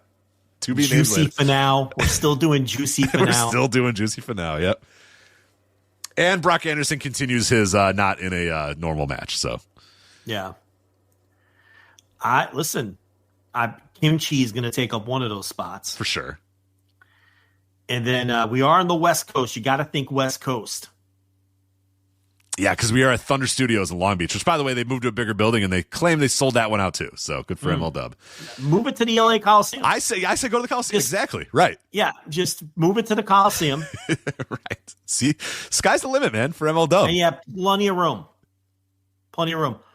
What's going on in the Rose Bowl on April 5th? There can't be anything. Nothing's going on at the Rose Bowl. Right. Put it in the Rose Bowl. What's going on at, where are the SoFi Stadium, right? Is that where they play? Yeah. In Inglewood, SoFi? Yeah, SoFi's probably. I'll see if anything's going on in SoFi. Maybe there's a. The U.S. women's national team is facing Brazil at SoFi this Saturday. So SoFi's out. That's fine. Okay. Coliseum, Rose Bowl. All still available. All available. Crypto.com. Maybe the Lakers are playing. I don't know. And what about the Forum? The Forum. Yeah, the Forum's available. Yeah, Forum's available. Wait, that's still standing? Oh, the Forum is still standing. Yeah. Forum's still standing. Of course, you got the new Clippers Stadium, the Intuit Dome. Yeah. Maybe Bomber will show up. Right. That is MLW. Where's LA Galaxy play? The LA Galaxy play at, I definitely know this as a... With, End It Like Beckham is on that team, right? Of course, I think, yes, of course. They play at Dignity Health Sports Park. I knew that. I didn't have to just look that up. I don't know what anything's going on there. I'm sure that's available. Tickets and events, I'll find out right now. Yeah. No, they got the next thing they have going on at the Dignity Health Sports Park is an Easter egg hunt on April 12th. So they're good. Available. Very available. So a lot of options. A lot of options for MLW. I think they got to announce something quick though, because obviously it's coming up this weekend. So we'll see if they can get anything going. But anyway, that is MLW Battle Riot. Saturday? That is Saturday. Yep. That is Saturday. So I know you're not going to hold off watching that. You'll watch that live. No, I'll probably watch that live. You'll watch that definitely before Sakura Genesis for sure. So, all right. We're told Crypto.com is out. Dan Greenspan says Kings play a matinee at Crypto. This is why I'm not going to MLW. So yeah, Crypto.com is unfortunately out. So we're starting to lose some buildings here. We got the Rose Bowl, we got LA Coliseum, and no, Rose Bowl's out. Rose Bowl has a food festival on Saturday. Fuck. Well, is the food festival going on inside the arena? Well, it's an outdoor stadium, but yeah, it's food festival. Well, no, I mean, is it going on in the parking lot or is it going like on the field? I'm sure it's in the building. Why else would they be there? I guess that's true. Yeah. But look, you can see why MLW, unfortunately, they wanted to run. They're going to have to run Thunder Studios. Yeah, Thunder Studios arenas. But they're all booked. They're all booked. Yeah. Hey, they sold it out. That's their 19th straight sellout or whatever the hell. So good for them. Stamp. They're all booked. There it is. Perfect way to finish the show here. Anyway, that is it for us. That's Joe. He's got a toothpick, so we're going to get him out of here. This weekend, Sunday, AEW Dynasty 2025 Instant Reaction Live. Make sure you listen to that immediately following the show. $10 tier, flagshippatreon.com. The best post-pay-per-view review show in the game, guaranteed. $10 tier, flagshippatreon.com, immediately following AEW Dynasty this weekend. So we'll see you guys then. That is Joe. I'm Rich. Talk to you guys next time. Take care. Bye.